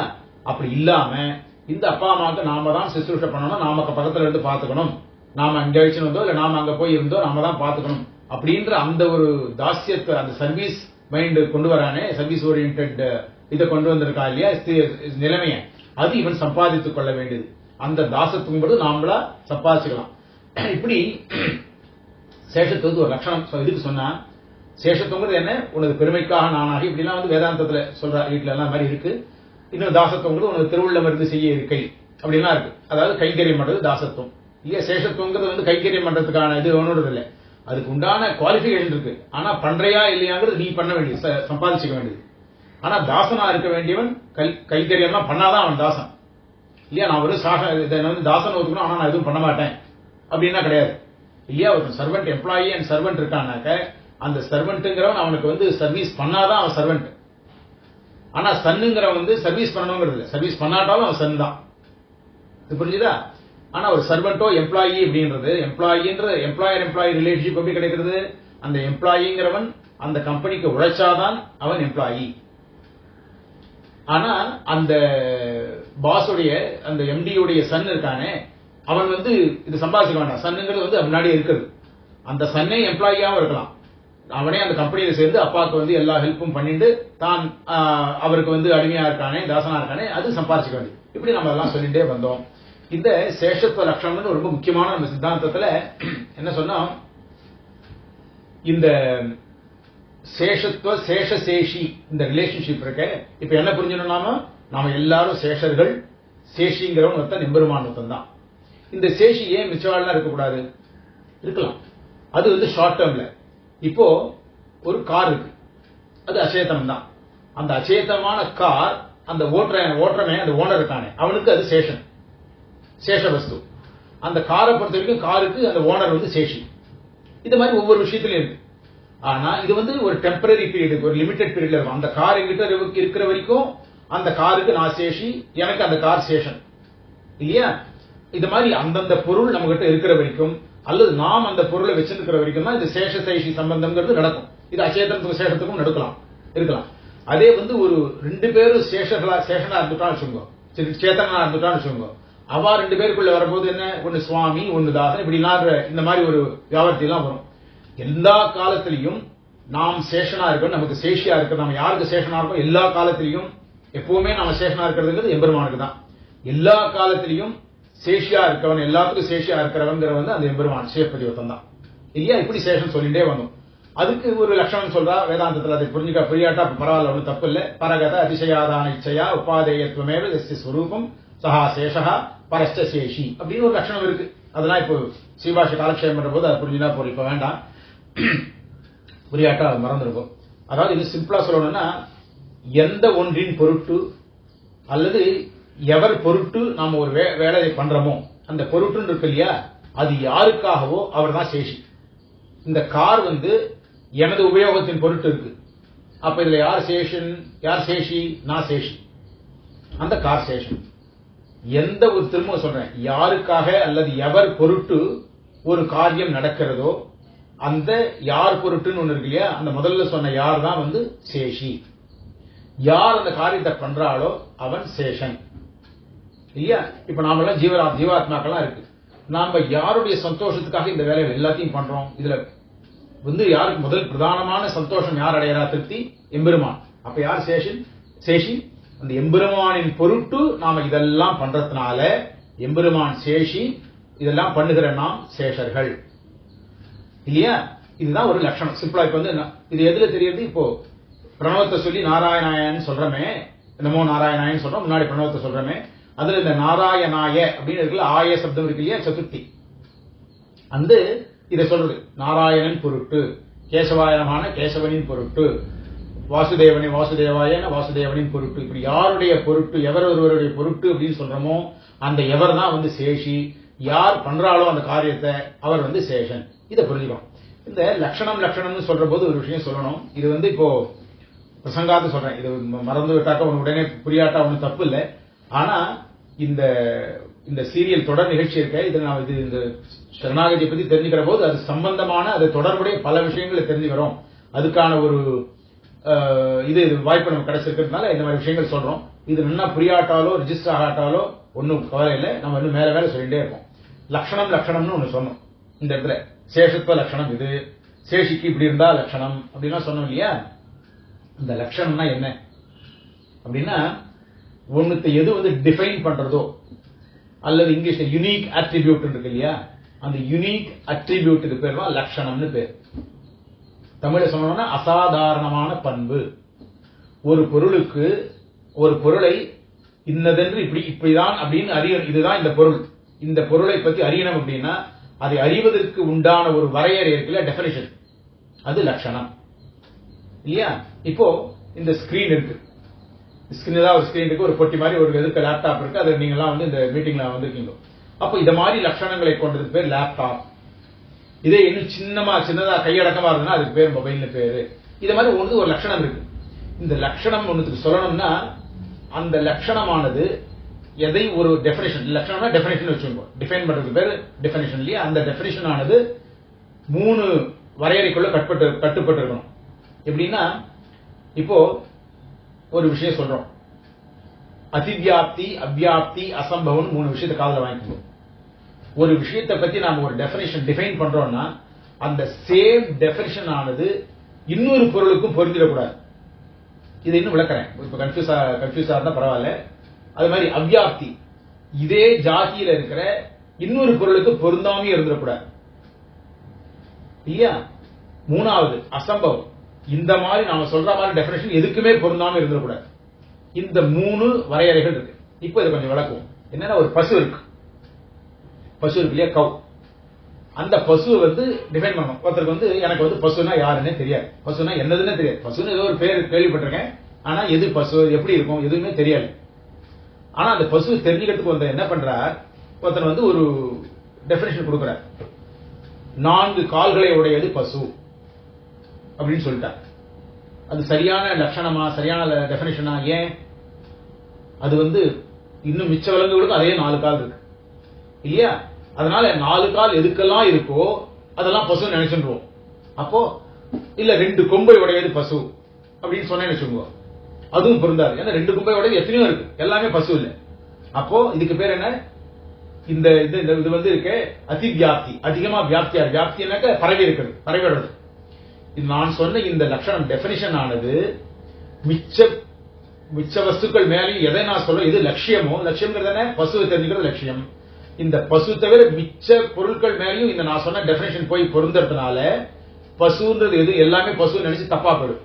சோ அது தப்பான டெபினிஷன், அது இல்லை. சரி, அப்ப அவ்வியாப்தி. அடுத்தது அவ்வியாப்தின்னு ஒரு விஷயம் வருது. அது என்ன அப்படின்னா, இந்த கருப்பாக உள்ள, இல்ல இதுக்கு இந்த கருப்பாக உள்ள 2 கொம்பளையுடைய 4 கால் இப்படி வளர்த்துட்டே போறோம். கடைசியா என்ன சொல்றோம், அலைதாடின்னு ஒண்ணு இருக்கு இல்லையா. அந்த அலைதாடிங்கிறது பசு ஒண்ணுத்துக்கு மட்டும்தான் உண்டு. அதை இப்ப வெறும் வச்சுப்போம், தனியா வச்சுப்போம். இப்போ கருப்பாக உள்ளது, 4 கால்களையும் கருப்பு, 2 கொம்புகளையும் உடைய கருப்பாக உள்ள பசு அப்படின்னு சொல்லிட்டா என்ன ஆகும், எல்லாமே கருப்பா இருக்காது. பசுக்கு உண்டான லட்சணத்தை சொல்லி இந்த கலர்லாம் சொல்லிட்டாங்க. அப்ப என்ன ஆயிடும், அத மாதிரி கருப்பாலாம் சில வெள்ளை பசுக்கெல்லாம் இந்த கேட்டகரியில வராம போயிடும். அலைதாடின்னு ஒண்ணு பசுக்கு இருக்கு, நாம அதை மட்டும் சொல்லியிருந்தா பரவாயில்ல. அலைதாடி உள்ள ஆனால் கருப்பா இருக்கிறது அப்படின்னா என்ன ஆயிடும், சில அலைதாடிய உள்ள வெள்ளையா இருக்கிற மாடு, சேப்பா இருக்கிற மாடு எல்லாம் இருக்க பிரவுன் கலர்ல, அதெல்லாம் இந்த பசுங்கிற வரையறைக்குள்ள வராம போயிடும். அப்ப என்ன சொல்லணும், இப்போ இன்னொன்னு சொல்றோம், அசம்பவம்னு ஒண்ணு சொன்னோம். அப்படின்னா இந்த எந்த மாதிரி பசுக்கள்ல எதுக்குமே பொருந்தாத ஒரு விஷயத்தை சொல்றோம்னு வச்சுப்போம். 3 கால் உள்ளது பசு அப்படின்னு சொல்லிட்டா என்ன ஆகும், அது அசம்பவம், இருக்கவே முடியாது இல்லையா. அப்போ என்ன சொல்லணும், இந்த அலைதாடியை உடையது பசு அப்படிங்கிற ஒரு விஷயத்தை. அலைதாடினா என்ன தெரியுமா, அது கழுத்துக்கள் ஒன்று ஆடிட்டே இருக்கும் பாருங்க, சாஸ்னான்னு பேரு. சாஸ்னாதிபத்தினே சொல்லுவாங்க தர்க்க இதுல, நியாய விஷயத்துல. அப்போ இந்த அலைதாடின்னு ஒண்ணு இருக்கு, இந்த அலைதாடியை உடையது பசு அப்படின்னு சொல்லிட்டா இந்த அலைதாடியானது வேற எதுக்குமே கிடையாது. அப்ப என்ன ஆகும், இந்த ஒரு விஷயம் மட்டும்தான் இங்க பொருந்தும். அதனால அலைதாடியை உடையது பசு அப்படின்னு தெரிஞ்சுப்போம். அப்ப என்ன, இந்த பசுவை தெரிந்து கொள்வதற்கு அலைதாடியை உடைய அப்படின்றது ஒண்ணு மட்டும் நாம அசாதாரணமான பண்பா அதுக்கு வச்சுட்டாக்க, அப்ப அந்த கேட்டகரிக்கு இந்த எல்லா பசுவும் அதுல அடங்கிடும். புரிஞ்சா, இது மாதிரி ஒவ்வொருத்தரா ஒவ்வொன்னா சொல்லிட்டே வரணும். ஒவ்வொரு விஷயத்துக்கும் ஒரு பென்சில் இருக்கு அப்படின்னாக்க, இது மாதிரி ஒரு பென்சில், அதுக்குள்ள இது லீட் இருக்கு, அந்த லீடை வச்சு நம்ம எழுதுறோம். இப்படின்னு இது மாதிரி இருக்கிறது பென்சில் இல்லையா. இங்க் பென் அப்படின்னா அது இங்க் போட்டாக்க எதெல்லாம் எழுதுறதுக்கு உபயோகப்படுறதோ அதுக்கு பேரு பேனா இல்லையா. எதை போட்டாக்க நம்மளுடைய விஷன் பெட்டரா இருக்கோ அதுக்கு பேர் கண்ணாடி. இப்படிலாம் ஒவ்வொன்று நம்ம சொல்லிட்டே போறோம். அது இன்னும் நாம ஃபைன் டியூன் பண்ணிட்டே வரணும். ஃபைன் டியூன் எதுக்காக பண்றோம்னா, அந்த ஃபைன் டியூன் பண்ண அந்த லட்சணம்ங்கிறது இன்னும் பர்ஃபெக்ட் ஆகும். பர்ஃபெக்ஷனுக்காக தான் ஃபைன் டியூன் பண்றது. அப்படி பண்ணிட்டே போற போது இந்த சேஷிங்கிறவன் யாரு அப்படின்னா, இந்த லோகத்துல எதெல்லாம் இருக்கோ இல்லையா. இப்ப இப்படி சொல்றோம்னு வச்சுக்கோங்க, சேஷிங்கிறவன் யாரு, யார் சிருஷ்டி பண்றானோ அவன் சேஷி. அப்படின்னு சொல்ல முடியுமா? இல்ல. ஏன்னா சிருஷ்டி பண்றதுங்கிறது ஒரு portion of many more activities தான் இல்லையா? எத்தனையோ ஆக்டிவிட்டிஸ் இருக்கு, அதுல சிருஷ்டிங்கிறது ஒரு ஆக்டிவிட்டி தான். யார் சம்ஹாரம் பண்றானோ அவன் சேஷி அப்படின்னு சொல்லிட்டா, சம்ஹாரம் ஒரு ஆக்டிவிட்டி தான், அவன் எப்படி சேஷி ஆவான்? அந்த வேலையை பொறுத்த வரைக்கும் சேஷி ஆகும். இதெல்லாம் இல்லாம லோகத்துல நடக்கிற எல்லா விஷயங்களுக்கும் எல்லா சமயத்திலையும் யார் ஒருவன் தலைவனாக யாருக்கு அடங்கியே இருக்கிறதோ, எவன் ஒருவனுக்கு இன்னொரு தலைவன் இல்லையோ அவன் சேஷி அப்படின்னு சொல்லிட்டா என்ன ஆகும்? எம்பெருமான் ஒருவனுக்கே அந்த இது லட்சணம் பொருந்தும் இல்லையா? ஏன் இந்த எல்லாத்துக்கும் யார் கண்ட்ரோல்ல இருக்கு அப்படின்னா வேற ஒருத்தருக்கும் இல்ல, அவாவா ஏதோ தங்களுடைய ரோலை பண்ணிட்டு இருக்கா. பிரம்மருத்ராதிகள் அவாவா ரோலை பண்ணிட்டு இருக்கா, இந்திரன் தன்னுடைய ரோலை பண்றான். ஆனால் அவ எல்லாத்துக்கும் சேஷின்னு சொல்ல முடியாது, எப்போதும் அவளே சேஷின்னு சொல்ல முடியாது. ஏன்னா அது மாறிண்டே இருக்கு. எல்லாரும் அது ஒரு போஸ்ட் தான், அதனால எப்பவும் அவன் சாஸ்வதம் இல்லை. ஆனா சாஸ்வதமா எவன் ஒருவன் இருக்கிறானோ, எப்போதும் எல்லா விஷயத்தையும் எவன் ஒருவன் கண்ட்ரோல் பண்ணிட்டு இருக்கான், தன்னுடைய அதீனத்துக்குள்ள ஆதிக்கத்துக்குள்ள வச்சிருக்கானோ அவன் தான் சேஷி. அப்புறம் அவனுக்கு மேல இன்னொருத்தன் இவனை வச்சிருக்கான்னு இருக்க கூடாது, இவனுக்கு மேல ஒருத்தன் இல்லாம இருக்கணும். இவன் எப்போதுமே எல்லாத்தையும் தன்னுடைய ஆதிக்கத்தில் வச்சிருக்கணும்.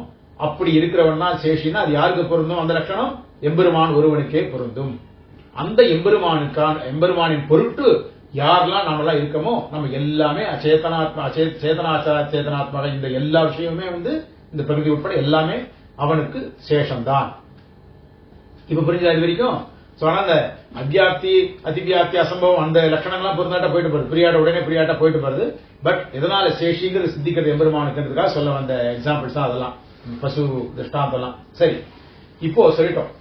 இப்ப பெருமாளை பாரமே காந்தியம் வேணும் சார் அப்படின்னு சொல்லிட்டோம். இந்த பாரமே காந்தியம் இருக்கு, பாதிபிரத்தியம் இருந்தாக்க பெருமாள் நம்மளை ரட்சிக்கிறான் அப்படிங்கிறதுக்கு அவனுக்கு தயின்னு ஒன்று போகணும்னு சொன்னோம்.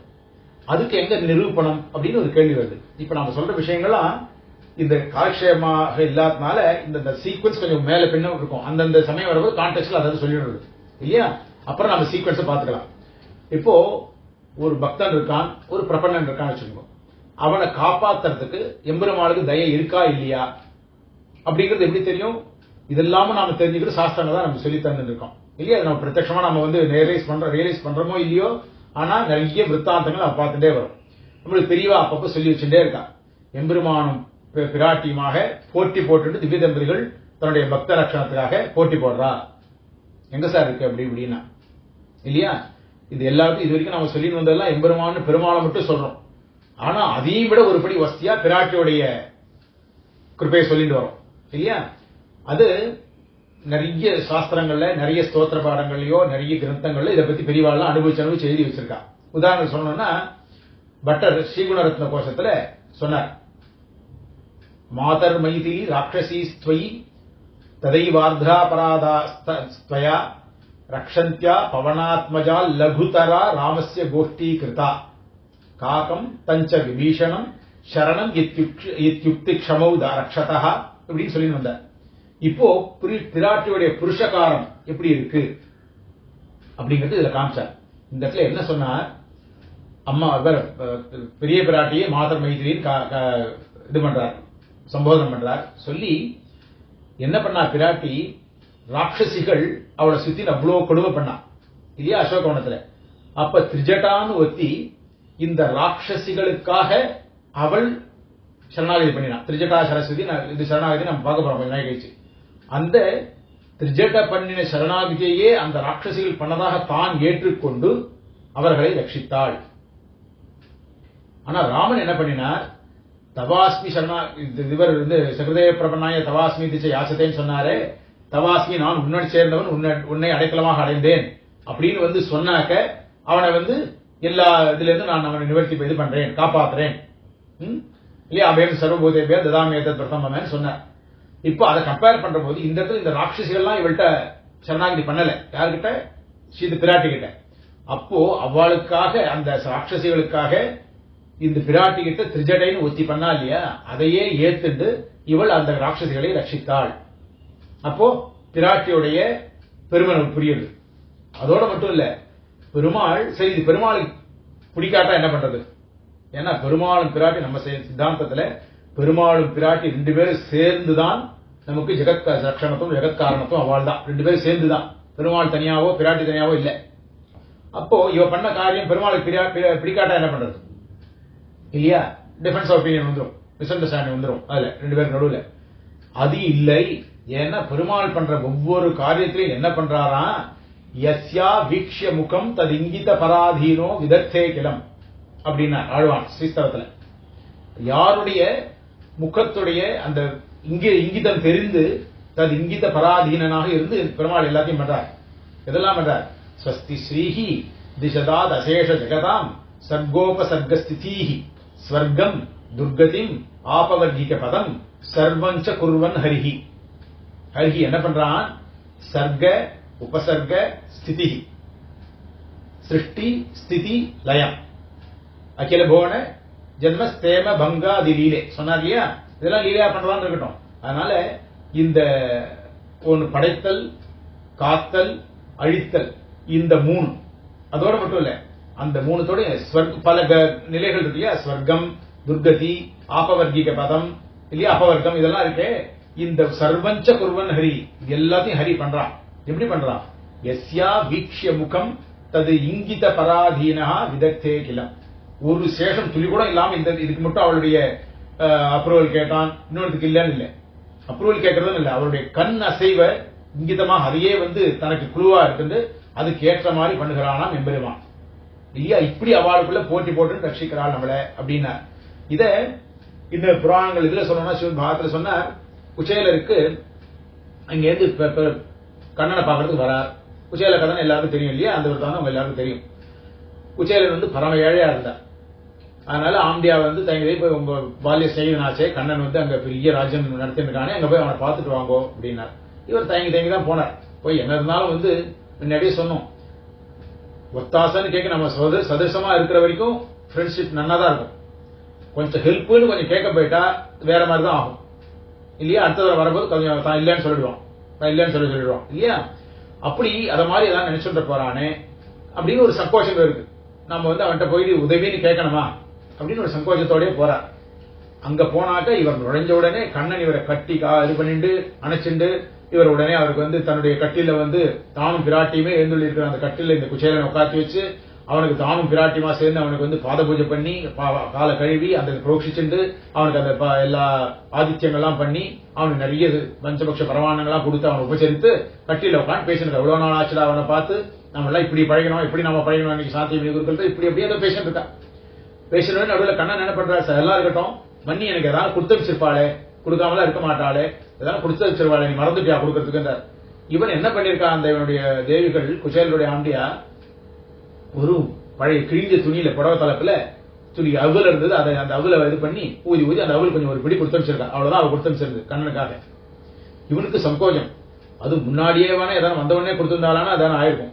இப்பவோ இங்க இவ்வளோ ஒரு இவனுடைய கண்ணனுடைய ஆதித்யத்தை பார்த்தாக்க இவனுக்கு இன்னும் நான் ஒரு வாரம் சாப்பிட வேண்டாம் போட்டு அப்படி ஒரு விருந்து படைச்சிருக்கான்.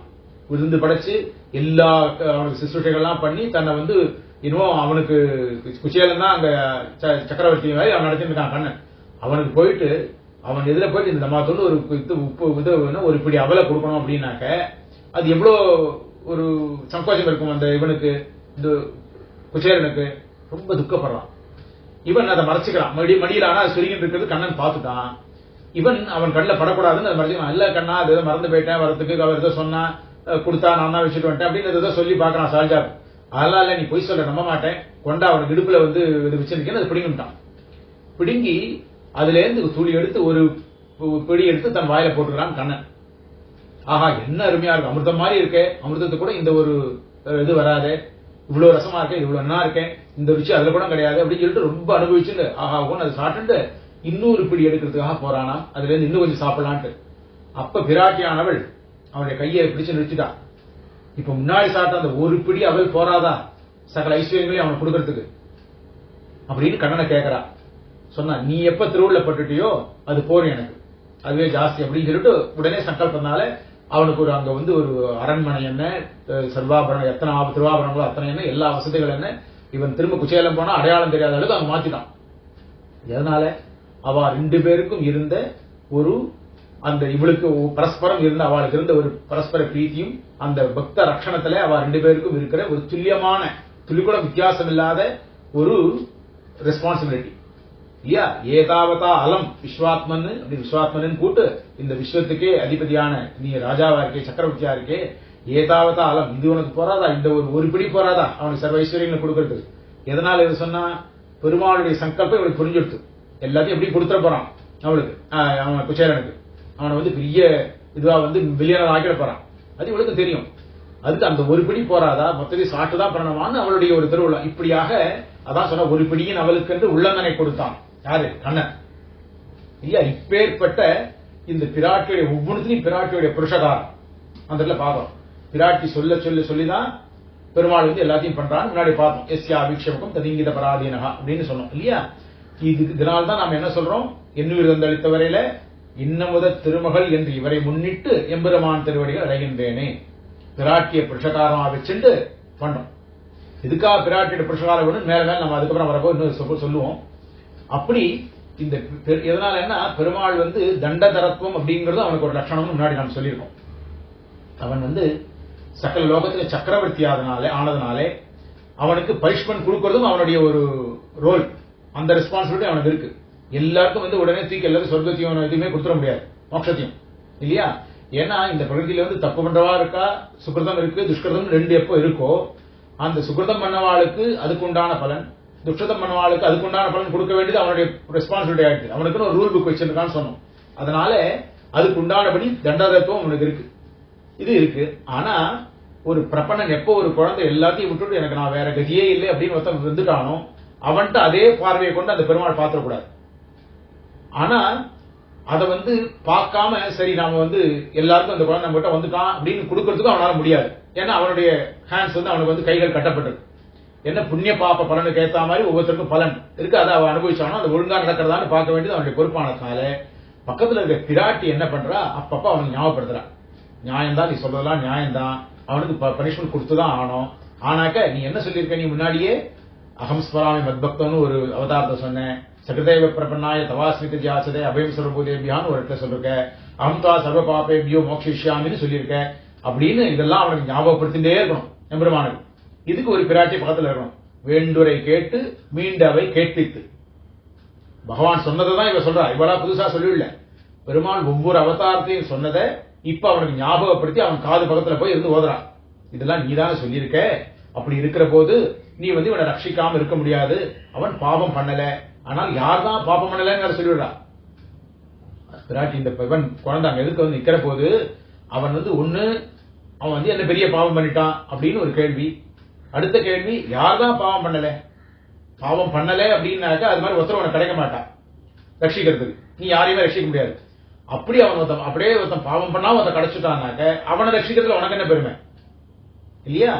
பாவம் பண்ணினவனாவும் இருக்கணும், அவனையும் நீ ரட்சிக்கணும், அப்பதான பெருமை அப்படின்னு சொல்லி அவனுக்கு வந்து அதை ஞாபகப்படுத்திட்டே இருக்கா இல்லையா. இது என்ன பண்ணுவா, ஒரு பேரண்ட்ஸ் இருக்கா, ஒரு அப்பா அம்மா இருக்கா. இந்த குழந்தை அந்த மாசம் ஏதோ சரியா பரீட்சையில மார்க் வாங்கல, அங்கே ரிப்போர்ட் கார்டு எடுத்துன்னு வருது. நேரம் எங்க வரும், அப்பா ஆட்ட போனா அடிச்சிருவார் அப்படின்னு தெரியும். அப்பா இவருடைய நல்லதுக்காக தான் அடிக்கிறார். ஒழுங்கா மார்க் வாங்கலையே, நல்ல வேலை கிடைக்காது, மார்க் வராது, பாஸ் பண்ண முடியாது, நல்ல வேலை கிடைக்காதுன்னு அடிக்கிறார். ஆனா அப்ப தப்பிச்சாகணும். என்ன பண்றது, இது அந்த பையன் ரியலைஸும் பண்ணிட்டான், நம்ம ஒழுங்கா படிக்கல, நிறைய இந்த கிரிக்கெட் பார்த்துட்டோம், ஐபிஎல் நடந்ததுனால கோட்டை விட்டுட்டோம் மார்க்க, அதை நம்ம அப்பா அதில் போய் சொல்ல முடியாது. ஆனா இதெல்லாம் யார்கிட்ட சொல்ல முடியும், அம்மாட்ட போய் சொல்லலாம். அம்மாவுக்கு இது தெரியும். அப்பா என்ன சொல்வா, அன்னைக்கே சொன்ன பாரு, அப்பா கைத்து போட மாட்டார் அப்படின்னு சொல்லி 2 தட்டு தானே தட்டிட்டோ, இல்லன்னா இது மாதிரிலாம் இனிமே பண்ணாதரா அப்படின்னு நல்லா வச்சுட்டு அவனை அழிச்சுன்னு அப்பாட்ட போற. அப்பாட்ட போய் என்ன சொல்லுவா, இந்த குழந்தை வந்திருக்கான், அன்னைக்கே நான் சொன்னேன் அப்படின்னு அவனுக்கு ஏற்ற மாதிரி என்ன இல்லைன்னா அப்பாவுடைய விசவு ஜாஸ்தியா போயிடும், தான் இவனை விசுண்டே அழிச்சுன்னு போகும். சொல்லி படித்துன்னு சொன்னா படிச்சு தொலைச்சாதானே, சொல்றத ஒண்ணுத்தையும் கேட்கறது இல்ல. இப்ப ரிப்போர்ட் கார்டை வந்து தூக்கின்னு வந்து நிக்கிறது பாருங்க, எவ்வளவு சொன்னாலும் அறிவு கிடையாது, எவ்வளவு இதுக்கெல்லாம் பண்ணி தொலைகிறது அப்படின்னு தானே வெய்யற மாதிரி தன்னுடைய கோபம் இல்லாட்டாலும் அந்த கோபம் இருக்கா மாதிரி தன்னை காமிச்சுட்டு, இல்லன்னா அப்பாவுடைய என்னன்னுவா, இப்போ பக்கத்தாத்துல ஒரு பையன் நம்ம பையன் போயிட்டு பக்கத்தாத்துல போய் விஷம் பண்ணிட்டு வந்துட்டான், அவ அங்கே வந்து துரத்தின்னு வரா கம்ப்ளைண்ட் பண்றதுக்கு. அதுக்கு முன்னாடி இந்த அப்பா இந்த ஆத்துக்காரர் என்ன பண்ணுவார், தன் பையனை தானே 2 அடி வச்சிருவார். சொன்னா கேட்கறியா, வெறும் விஷம் பண்ற, அடுத்த வாரத்துல எல்லாத்தையும் கட்டத்தை உடச்சு வர, உன்னெல்லாம் போட்டு கட்டி போட்டாலும் முடியும், ஒரு வேளை பட்டினி போட்டாலும் முடியும், தானே அடிச்சு போட்டுருவார். அந்த பையனை தள்ளி போக கடுதலே படாத முடிக்காத உள்ள போய் உள்ள அடிச்சிருவார். எதனால அப்படி பண்ற, பக்கத்து வீட்டுக்காரர் வந்து அடிச்சிடக்கூடாது, இல்லன்னா அவர் கண்ணுதல வச்சுன்னா பக்கத்து வீட்டுக்காரருக்கு போய் பின்னும் 4 சாத்துவார். தான் அடிச்சாலும் அடிக்கலாம், பக்கத்து வீட்டுக்காரர் அடிக்கூடாது. அத மாதிரி தான் பின்னி ஒரு 4 வெசுட்டாக்க அவர்கிட்ட இருந்து புருஷன் கிட்ட இருந்து காப்பாத்தலாம் அந்த பையனை அப்படின்னு சொல்லிட்டு அப்படி தானே ஒரு 4 திட்டுற மாதிரி அழிச்சுட்டு போய் அந்த பையனை கொண்டு அப்பா அதை நிறுத்துறா. அப்ப அந்த அப்பா என்ன சொல்றார், ஆனா நான் அதான் சொல்றேன் பாரு படின்னு இவ்வளவு நான் தலைப்பாடா அடிச்சுன்னு கேட்கல அப்படின்னு சொல்லிட்டு அவரும் வந்து இது பண்றாரு. இதெல்லாம் எப்படி நான் கைது போறதெல்லாம் முடியாது போ அப்படின்னு சொல்றார் கோபத்தோட. அம்மா சொல்றா ஒழிஞ்சு போட்டு தொலைங்கோ அப்படின்னு சொல்றா. இதுல ரிப்போர்ட் கார்டு போட்டு தொலைங்க, அடுத்த தடவை ஒழுங்கா பண்ணி தொலையட்டும். அவ ஒழுங்கா படுறா அடுத்த தடவை வந்தா நான் என்கிட்ட வரவே வராது, நானே கை கீச்சு போட்டுறேன் ரிப்போர்ட் கார்டை, அப்பா வரைக்கும் வரக்கூட முடியாது அப்படின்னு சொல்றாரு. அந்த சமயத்தில் அப்பா வந்து சரி இவர் ரெக்கமெண்ட் பண்றாளேன்னு வாங்கி கையெழுத்து போட்டா பொழைச்சார். இல்லைன்னா என்ன ஆகும், இவர் கொஞ்சம் கொஞ்சமா கிட்ட போய் சொல்லுவோம், நான் தான் சொல்றேனே கையெழுத்து போட்டுடுவோம் இந்த ரிப்போர்ட் கார்டுல அப்படின்னு சொல்லுவா. அப்பவான அவர் போட்டா பொழைச்சார். அப்போ அதெல்லாம் முடியாது, என்ன மார்க் வாங்கியிருக்கான் அப்படின்னு காலத்தை சொல்லுவார். நீங்க எவ்வளவு மார்க் வாங்கிங்க இந்த வயசுல அம்மா என்கிட்ட நிறைய சொல்லியிருக்காளே உங்க அம்மா அப்படின்னு சொல்லிட்டான்னு ஒரு வார்த்தை. உடனே என்ன பண்ணுவார், கிட்ட அந்த ரெக்கார்ட் கார்டை வாங்கி இன்னும் ஏதாவது கலைப்பர் விட்டுருப்பாள், நம்ம ஃபெயில் ஆனதெல்லாம் தெரிஞ்சிருச்சு இவளுக்கு, தங்க அம்மா சொல்லிட்டான்றதால உடனே வாங்கி கைது போட்டுவார் இல்லையா. அத மாதிரி இவ போய் பிராட்டி என்ன பண்றா, பெருமாள் கிட்ட போயிட்டு இது மாதிரி நான் எல்லாம் ரட்சணம் பண்ண மாட்டேன், இவ்வளவு இருக்கிற தப்பு தண்டாலாம் பண்ணிட்டு எதிர்க்க வந்து நிக்கிறான் இவன், இவனுக்கு நான் ரட்சணம் பண்றமா அப்படின்னு அவர் கேட்டா கூட கேட்க மாட்டார். கேட்டாலும் பெருமாள் என்ன பிராட்டி என்ன சொல்லுவாளாம், பாருங்க நீங்க தான் முன்னாடி ப்ராமிஸ் பண்றீங்க, அமஸ்மராம பக்தனோ சகதேவ பிரபன்னாயனோ அகம்தா சர்வ பாப்பேபியன்னு சொல்றதுலாம் யாரு, நீங்க தான் பண்றீங்க, அதனால மரியாதையை போட்டுறதுதான் நமக்கு மரியாதை அப்படின்னு சொல்லுவார். அவனை ரட்சணம் பண்றது மரியாதைன்னு அப்ப ரட்சி சொல்றார். இதெல்லாம் பல ஆழ்வார்கள் ஆச்சாரியர்கள் அதை காமிச்சிருக்கா. தம்மை உகப்பாரை தாம் உகப்பர் என்னும் சொல் தம்மிடையே பொய்யானால் சாதிப்பார் ஆரிணியே அப்படின்னு கேட்டா நாச்சியார். அது என்ன அர்த்தம் அப்போ, அதாவது எம்பெருமான் சொன்னா செம்மையுடைய திருவரங்கர் தாம் பணித்த மெய்மை பெருவார்த்தை விட்டுச்சித்தர் கேட்டிருப்பார். எங்க அப்பாட்ட அவர் நிறைய இதை பத்தி எல்லாம் நிறைய விசாரிச்சு நிறைய எனக்கு சொல்லியிருக்காரு. நீ என்ன சொன்ன வராக அவதாரத்துல என்னெல்லாம் சொன்னேன்னு தெரியும் எனக்கு. அப்படி நீ சொல்லியிருக்கிற நீயே இப்ப நீ என்ன கை விட்டுட்ட அப்படின்னாக்க வேற யார் பண்ணுவா, யார் உனக்கு நல்லது, இனிமே இதை திருத்தி யார் சொல்ல போறா, வேற சாஸ்திரம் சொல்ல தேவை கிடையாது, அந்த சாஸ்திரத்தை உரைத்தவனும் நீதான். அப்ப நீயே அதை அதிலங்கனம் பண்ற அப்படின்னாக்க இனி சாதிப்பாரு. இன்னொருத்தர் இது நிரூபணம் பண்ற உன்னுடைய சர்வலோக சரண்யத்தை ரட்சணத்தை நிரூபணம் பண்றதுக்கு யார் வரப்போறா இல்லையா அப்படின்லாம் கேட்கிறா. இப்போ என்ன சொன்னார் இவர், தம்மை யோப்பாரை தாமோப்பர் என்னும் சொல்றது வராகதாரத்தில் மட்டும் இல்ல, கீதாச்சாரண வந்தபோது என்ன சொன்னார், பிரியோகி ஞானினோத்தியர்த்தம் அகம் சச்சம் அவப்பிரியா, அத்தியர்த்தம் அகம் சச்சம் அவப்பிரியா, வரும கூட இல்ல, பிரியோகி ஞானினஹா அத்தியர்த்தம் அகம் சச்சம் அவப்பிரியா, எனக்கு ரொம்ப பிரியமானவன், அவன் மேல எவ்வளவு பிரியம் இருக்கிறானோ எனக்கு அவன் பிரியமானவன் இப்படிலாம் சொல்லியிருக்க அப்படின்னு எல்லாத்தையும் ஞாபகப்படுத்துறா. அதனால பிராட்டியும் பெருமாளும் ஒத்தருக்கொத்தர் போட்டி போட்டு நமக்கு ரட்சணம் பண்றதுக்கு இருக்காள் அப்படிங்கறத காமிக்கிற பிரமாணங்கள் இதெல்லாம் இல்லையா. இதுல ஒரு ரசமான ஒரு விஷயம், எம்பெருமானுடைய பெருமாளுடைய அந்த அங்குலியகத்தை வாங்கிட்டு திருவடி போறார், எங்க லங்கைக்கு அனுப்புறார், லங்கைக்கு போறார், பிராட்டியை தேடி கண்டுபிடிக்கிறார். தேடி கண்டுபிடிச்சிட்டு பெருமா அப்ப எப்படி இது எதை கையில் வச்சிருக்காரு இவர், பெருமாளுடைய அங்குலியகம் அவருக்கு அவாத்த மாமனாரத்துல போட்டாரு, அந்த மோதிரத்தை கையில் அதுதான் அடையாளமா கொடுத்து அனுப்புறார். நீ எங்கிட்ட இருந்து வந்திருக்கேன் அப்படின்றது சொல்றதுக்கு இதுதான் ஒரு அடையாளம் அப்படின்னு சொல்லிட்டு அங்க எடுத்து சீதை கிட்ட எடுத்து போது காமி, எங்க நீ பாக்குறோ கண்டுபிடிச்சேன்னா அவள்கிட்ட காமி, அவள் ஒண்ணு நம்புவள் அப்படின்னு சொல்லி அனுப்புறாரு பெருமாள். இதை பெருமாள் பெருமாளுடைய பிரசாதம் தானே இந்த அங்குலியகம், அதனால இந்த அங்குலியகத்தை கையில வச்சுன்னு போறார். பெருமாளுடைய பிரசாதத்தை எடுத்து நாங்க போனாக்க இவர் என்ன சீதையெல்லாம் பார்த்துட்டார், எல்லாம் ஆகிட்டு அவள்கிட்ட கொண்டு இதை காமிக்கிறார், அவர் ரொம்ப நம்பிடுறா, உடனே ராவணை பத்தி கேட்கிறா, எல்லாம் செய்யிட்டு. ஆனா அதுக்கப்புறம் இவருக்கு என்ன கிடைச்சது, இவர்கிட்ட எல்லாரும் அந்த வதம் பண்ணினா, இவரை அந்த அக்ஷகுமாரர் எல்லாம் இவர் மேல அம்பை எரிஞ்சு இவர் அடிச்சு துவம்சம் பண்ணினா, இவன் இந்திரன் இவன் இந்திரஜித் பிரம்மாஸ்திரத்தால இவர் கட்டினான். அப்புறம் அங்க இருக்கிற குரங்குகள்லாம் இவர் அந்த பிரம்மாஸ்திரம் போற இருக்கிற நாரெல்லாம் எடுத்து இவர் கட்டி கயத்துல கட்டி இழுத்தும் போச்சு ரோட்ல, இல்லையே அவமானப்படுத்துதுகள். ராவணனுடைய சபைக்கு போனா அங்க அவன் இவ்வளவு இவனை கேவலமாலாம் பேசி கண்டபடி திட்டி இவனுடைய இவனை கொல்லத்துக்கும் துணிந்தான். அப்புறம் ஏதோ விபீஷணன் அவன் அவனுடைய உபதேசத்தை அப்ப ஏதோ நல்ல காலம் இவனுக்கு ராவணனுக்கு அவனுடைய உபதேசத்தை கேட்டதுனால வால்ல துணியை கட்டி எண்ணெயில துவைச்சு கொளுத்தி விட்டுட்டான். இவ்வளவு கஷ்டப்பட்டான் யாரு, திருவடி. எப்போ அங்க பெருமாளுடைய பிரசாதமான இந்த அங்குலியகத்தை எடுத்துட்டு போற போது இவ்வளவு கஷ்டப்பட நேர்ந்தது. அதனால என்ன சொல்லல, அந்த அங்குலியத்தை எடுத்துட்டு போனதுனால கஷ்டப்பட்டான் இல்ல, பெருமாளுடைய பிரசாதம் இவங்கிட்ட இருந்த போதும் கூட இவ்வளவு கஷ்டம் எனக்கு இருந்தது. ஆனா அதே சமயத்துல திரும்ப வரும்போது என்ன பண்ணார், பிராட்டி தன்னுடைய சூடாமணியை கொடுத்து அனுப்புறார்.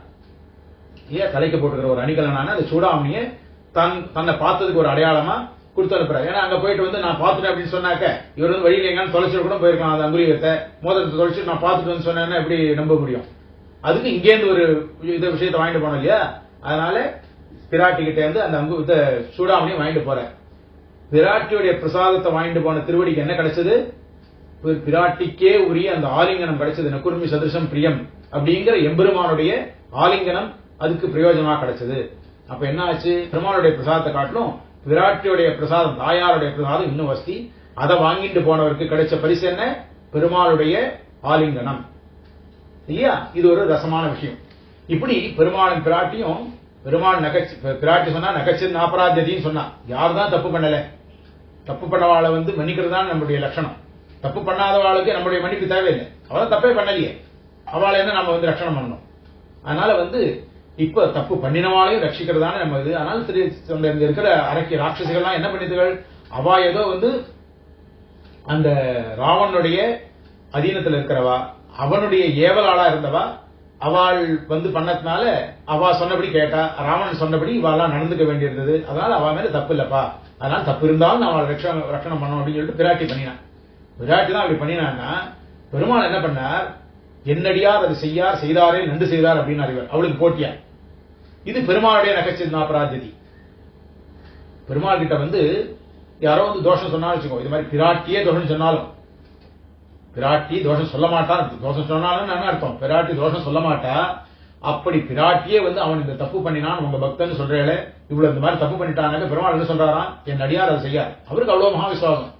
நமக்கு எம்பெருமான் வந்து நல்லது இது கெட்டதே பண்ண மாட்டான், தீங்கு பண்ண மாட்டான் அப்படிங்கிற நம்பிக்கை நமக்கு பெருமாள் கிட்ட இருக்கிறத காட்டிலும், பெருமாள் தன்னுடைய பக்தன் தப்பு பண்ண மாட்டான், என் அடியார் அது செய்யார் அப்படின்னு அவருக்கு நம்ம மேல இருக்கிற நம்பிக்கைங்கிறது எத்தனை மடங்கு பாருங்க. அப்படி சரி, அப்படியே ஒரு காலம் அவன் பண்ணியிருந்தாலும் பண்ண மாட்டான், அப்படி பண்ணிருந்தாலும் நன்று செய்தார். இது எப்படி நன்று செய்தார்? இது சொல்ற இதுல தப்பு பண்றதுல இது நல்ல குற்றம் தப்பான குற்றம் என்ன இருக்கு? கெட்ட குற்றம் என்ன இருக்கு? பண்றது தப்பு. இதுல நல்ல தப்பு கெட்ட தப்புன்னு என்ன இருக்கு அப்படின்னா, அதுக்கு வியாக்கியானத்துல தெளிவா சொல்றா. அவன் வந்து தெய்வம் இல்லை இல்ல எல்லாமே நான் தான் அப்படின்னு வந்து அகங்காரம் கொண்டு தெரியல. ஏதோ வந்து வழி தப்பி போனான், தான் பண்ணின பூர்வஜன பாப்ப இதனால இதனால கர்மாவினால ஏதோ தப்பு பண்ண நடந்தது. கொஞ்ச நாள் இவன் மறந்துட்டான் பெருமாளை. அதனால ஒரு பெரிய தப்பு இல்ல. அப்பேற்பட்டவனையும் நான் ரட்சணம் பண்ணினேன்னா அப்பதான் எனக்கு பெருமை இல்லையா? விபீஷணன் ரட்சிக்கிறது இவனுக்கு பெருமாளுக்கு ஒன்றும் பெரிய பெருமை இல்லை. அவன் தான் பாகவதன், வந்து தர்மாத்மாவாச்ச. விபீஷணன் ரட்சணம் பண்ற அவனுக்கு அடைக்கலம் கொடுக்கறது என்ன பெருமை இருக்கு? இதுவா ராவணஸ்வயம் ராவணனா இருந்து அவன் அடைக்கலம் கேட்டு வந்து அவனையும் வந்து ஒரு கேள்வி இல்லாம ரட்சிச்சான்னா அதுதான் பெருமை பெருமானுக்கு இல்லையா? அத மாதிரி பெருமாளின் பிராட்டி போட்டி போட்டு நம்மளை ரட்சணம் பண்றா அப்படின்றது ஒரு விஷயம். அப்படி அவன் சேஷியானதுக்கு இதெல்லாம் நம்ம சொல்லிட்டே வரும். அவன் சேஷிங்கிறதுக்கான லட்சணம் அவனோட உயர்வர உயர்நலம் உடையது எதுவோ அதுதான் பரம் இல்லையா? அப்பேற்பட்ட பரத்தை எப்படி நாம வந்து கொண்டாடணும், எப்படி நாம அவனை சேவிக்கணும்? ஸ்வ அசாதாரண திவ்ய ரூப பூஷண ஆயுத மகிஷி பரிஜன ஸ்தான விசிஷ்டத்துவம் பரமத்துவம். வெறுமை இல்ல நாராயணன் அப்படின்னாக்க வந்து வெறுமை ஒரு மண்ணுரண்ட நாராயணன் மாதிரி இல்ல. அவனுக்கு ரூபம் இல்ல, இது இல்ல, குணங்கள் இல்லைன்னு சொல்றதுக்கு அந்த நாராயணன் இல்ல. நம்ம நாராயணன் எல்லாரும் நாராயணன் ஒத்துண்டாலும் நம்ம சொல்ற நாராயணன் அசாதாரண திவ்ய ரூப பூஷண ஆயுத மகிழி பரிஜன ஸ்தான விசிஷ்டனாக இருக்கிற ஸ்ரீமன் நாராயணன்.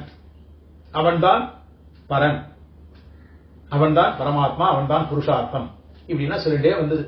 இப்பேற்பட்ட திவ்ய தம்பதிகள்கிட்ட நமக்கு மகா விசுவாசம் போகணும். அப்பதான் வந்து பிரபத்திங்கிறது பலிக்கும், பிரபத்தி பண்ண முடியும்.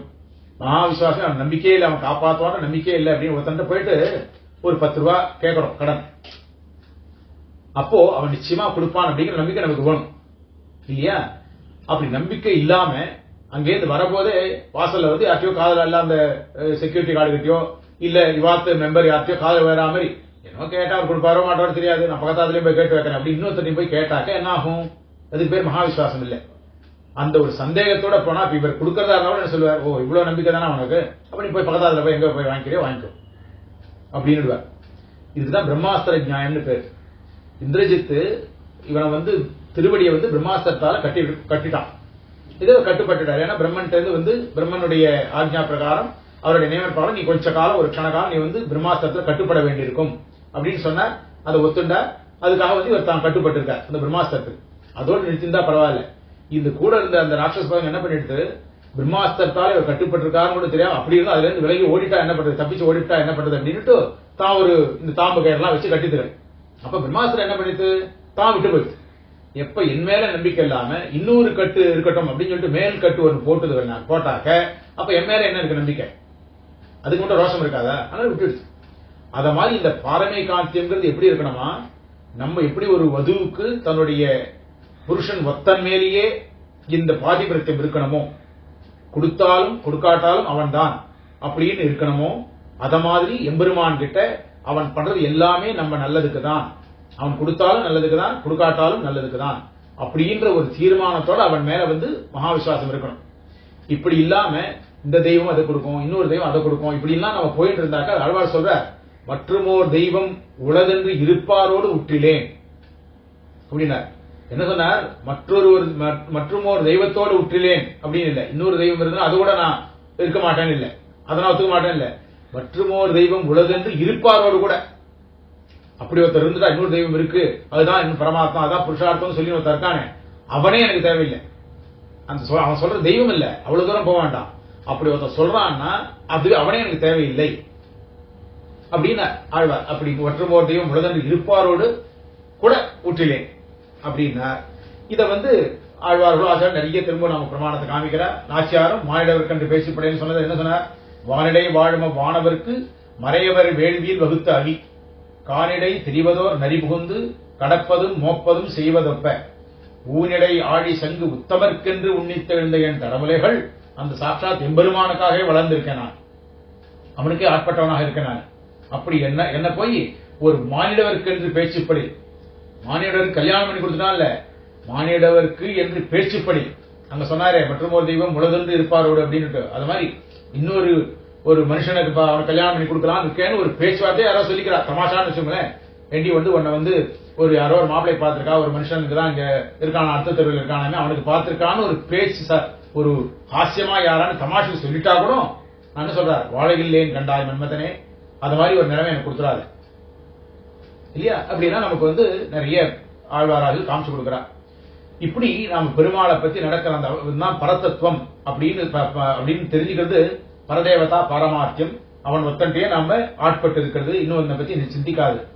அப்படி அவனை பத்தி தெரிஞ்சுக்கணும்னா நாம அவனை பற்றி குணங்கள்லாம் தெரிஞ்சுக்கணும். பெரியவா சொன்னா அப்படின்றது மட்டும் இல்ல, இந்த பிரீத்தி வளர்றதுக்கான காரணங்கள் முன்னாடி சொன்னமே, அப்போ அந்த எம்பெருமானை பத்தி தெரிஞ்சுட்டு அவனுடைய கல்யாண குணங்கள் எல்லாத்தையும் தெரிஞ்சுக்கணும் அப்படின்னு. இதை சுவாமி தேசிகன் ஸ்தோத்திரத்ன பாஷ்யம் ரகசிய ரட்சைன்றது அந்த ஸ்தோத்திரத்திற்கான பாஷ்யங்கள், அந்த கஜிரத்தையும் அதுக்கெல்லாம் இருக்கிற பாஷ்யம் இருக்கேன். அதுல சாதிக்கிறார், அதுல என்ன சொல்றார், இந்த ஒரு பரதத்துவத்தை தெரிஞ்சுக்கிறதுக்கு இன்ன தேவதை தான் பரதத்துவம் அப்படின்றது தெரிஞ்சுனா போறாது, அதுக்கு காரணம் என்னன்னு நம்ம தெரிஞ்சுக்கணும் இல்லையா. ஒருத்தர் நம்ம ஒரு வஸ்தியா நினைக்கிறோம்னா யாரோ அடுத்தவா சொன்னா அதனால வஸ்தியா நினைக்கிறோம் இல்ல, அதுக்கு என்ன காரணம், அவன் எதனால எல்லாத்தையும் காட்ட வஸ்தியானவன் அப்படிங்கிறது நமக்கு தெரிஞ்சாதான் அந்த பிரீத்தியானது இந்த காலத்துலயும் குறையாம இருக்கும். அப்ப என்ன பண்ணணும், இன்ன தேவதை தான் பரதத்துவம் அப்படின்னு தெரிஞ்சா போறாது, அந்த பரதத்துவமாவது இந்த காரணத்தினாலேதான் இது பரதத்துவம் அப்படின்னு இந்த ரெண்டும் எப்ப சேர்றதோ ரெண்டும் சேர்ந்து இருந்தாதான் அது பேர் பரதேவதா பாரமார்த்தியம் அப்படின்னு பேர் இல்லையா. அத சொன்னார், சத்தியம் பிரதம் சத்தியபரம் திரிசத்தியம் சத்தியஸ்ய யோனி நிகிதஞ்ச சத்தியே சத்தியஸ்ய சத்தியமத சத்தியநேத்திரம் சத்தியாத்மகம் துவாம் சரணம் பிரபன்னாக அப்படின்ட்டு எடுத்து காமிச்சார். இப்படி பரமேகாந்திகளுடைய பரதேவதா பாரமார்த்தியம் எப்படி இருக்கும் அப்படிங்கிறதுக்கான விஷயங்களாக இது எடுத்து காமிச்சார். இப்படி நிறைய விஷயங்கள் சரணாகதி தீர்க்கையில அப்படி சொல்றாரு, எப்படி தீரர்கள்லாம் எப்படி இருப்பாளாம், திருநீங்கிறது விரிஞ்ச புரந்தராஜியாக, அவ பலன் கொடுக்கறது கொடுக்காத பத்தி எனக்கு கவலை இல்லை, அவ பலன் கொடுக்கறவாளே எம்பெருமான காலம் ஜாஸ்தி பலன் கொடுக்கறவாளே ஒரு ஆர்குமெண்ட் சேக் சொல்றேன், ஒரு வாதத்துக்காக வச்சுப்போம். அப்படி இருந்தாலும் அவன் எனக்கு தேவையில்லை. அவன் எப்படி இருப்பா, திருநீங்கிறத எப்படி ஒரு திருணமாக மதித்திருப்பாள். அந்த விரிஞ்சனையும் பிரம்மாவையும் பிறந்த இந்திரனையும் அவ மதிக்க மாட்டான் என்னென்ன, அவளை பத்தி அக்கறை நமக்கு வேண்டாம். துவேஷிப்பான்னு அர்த்தம் சொல்லலைங்க, யாரையும் துவேஷிக்கிறதே சொல்லலைங்க. நம்ம சம்பிரதாயத்துல யாரையும் துவேஷிக்கிறது கிடையாது, துவேஷம்ன்றது கிடையாது. அது ஏதோ இப்ப நம்ம காலதேச வர்த்தமானதுனால ஏதோ அதனுடைய காலத்தின் கொடுமையினால ஒவ்வொரு துவேஷம் இருக்கே தவிர இந்த துவேஷம்ன்றது கிடையாது, யாரை பத்தி எந்தத்தையும் சொல்லல. அப்படி இருக்க போது இந்த பரமேகாந்திகள் தங்கள் அடுத்த வாழை பத்தி ஒரு சிந்தனை கூட இல்லாம எம்பெருமானை நினைத்திருப்பார்கள் அப்படின்னு சொன்னா, அப்படி அவருடைய பிரீத்தி ஒன்னே லட்சியம். இது ஆழ்வார் எப்படி காமிச்சா, ஆழ்வார்கிட்ட நம்மாழ்வார்ட்ட வந்து பெருமாள் கேட்டார், ஏன்பா நீ இவ்வளவு பக்தி பண்ற, எங்கிட்ட வந்து சரண் புகுந்திருக்க, உனக்கு என்னதான் வேணும்? உனக்கு வந்து மோட்சம் இது கொடுக்கட்டுமா, ஐஸ்வர்யங்கள் கொடுக்கட்டுமா, இல்ல ஆத்ம சாட்சா்காரமான கைவல்யம் உனக்கு கொடுக்கட்டுமா, இல்ல அந்த மோட்சத்தையே கொடுக்கட்டுமா, என்ன வேணும் கேளு, உனக்கு என்ன பிடிக்குமோ அதை கொடுக்குறேன் அப்படின்னா. அதுக்கு ஆழ்வார் சொன்னார், இந்த மாதிரி நீ வந்து இந்த ஐஸ்வர்யமோ இல்ல கைவல்யமோ இல்ல இந்த மோட்சமோ எது கொடுத்தாலும் எனக்கு அதுல வந்து ஒரு நிர்பந்தம் இல்லை, இதுதான் ஒண்ணும் அதுதான் ஒண்ணு நிர்பந்தம் இல்லை. எது உன்னுடைய பிரீத்திக்காக கொடுக்கறையோ அதுதான் எனக்கு வேணும். நான் வந்து இல்ல நீ வந்து இன்னும் கொஞ்ச நாள் இந்த சம்சாரத்திலே இரு, நரக வேதம் உனக்கு இல்ல, நரகத்தை கொடுக்குறேன், நரகத்தை போய் அனுபவிச்சுட்டு வா, நீ நிறைய பாவம் இருக்கேன்னு சொல்றியா, உனக்கு அது பிரீத்தியா, அவசியம் அங்க போறேன், நரகத்துக்கு அவசியம் நான் போறேன், நரகத்துல நான் இருந்துட்டு வரேன். இல்ல உனக்கு நிறைய ஐஸ்வர்யங்களை கொடுக்குறேன், நீ இப்பெல்லாம் உனக்கு மோட்சம் வர வேண்டாம், இந்த ஐஸ்வர்யத்தை அனுபவிச்சு கொஞ்ச நாள் இருந்துட்டு அப்படின்னு சொல்றியா, அவசியம் உனக்கு பிரீத்தியானா அதை பண்றேன். இல்ல இதெல்லாம் நீங்க இருந்ததெல்லாம் போறோம், நீ மோட்சத்துக்கு வான்னு கூட்டு போறியா, உனக்கு அது பிரீத்தியா, உங்களோட வச்சுக்கணும்னு ஆசைப்படுறியா, வரேன். இதுல என்னுடைய பிரீத்தின்னு ஒண்ணு கிடையாது. உனக்கு எது பிரீத்தியோ அதுக்காக நான் அதை தான் அனுபவிக்க விரும்புகிறேன், எனக்குன்னு ஒண்ணு கிடையாது.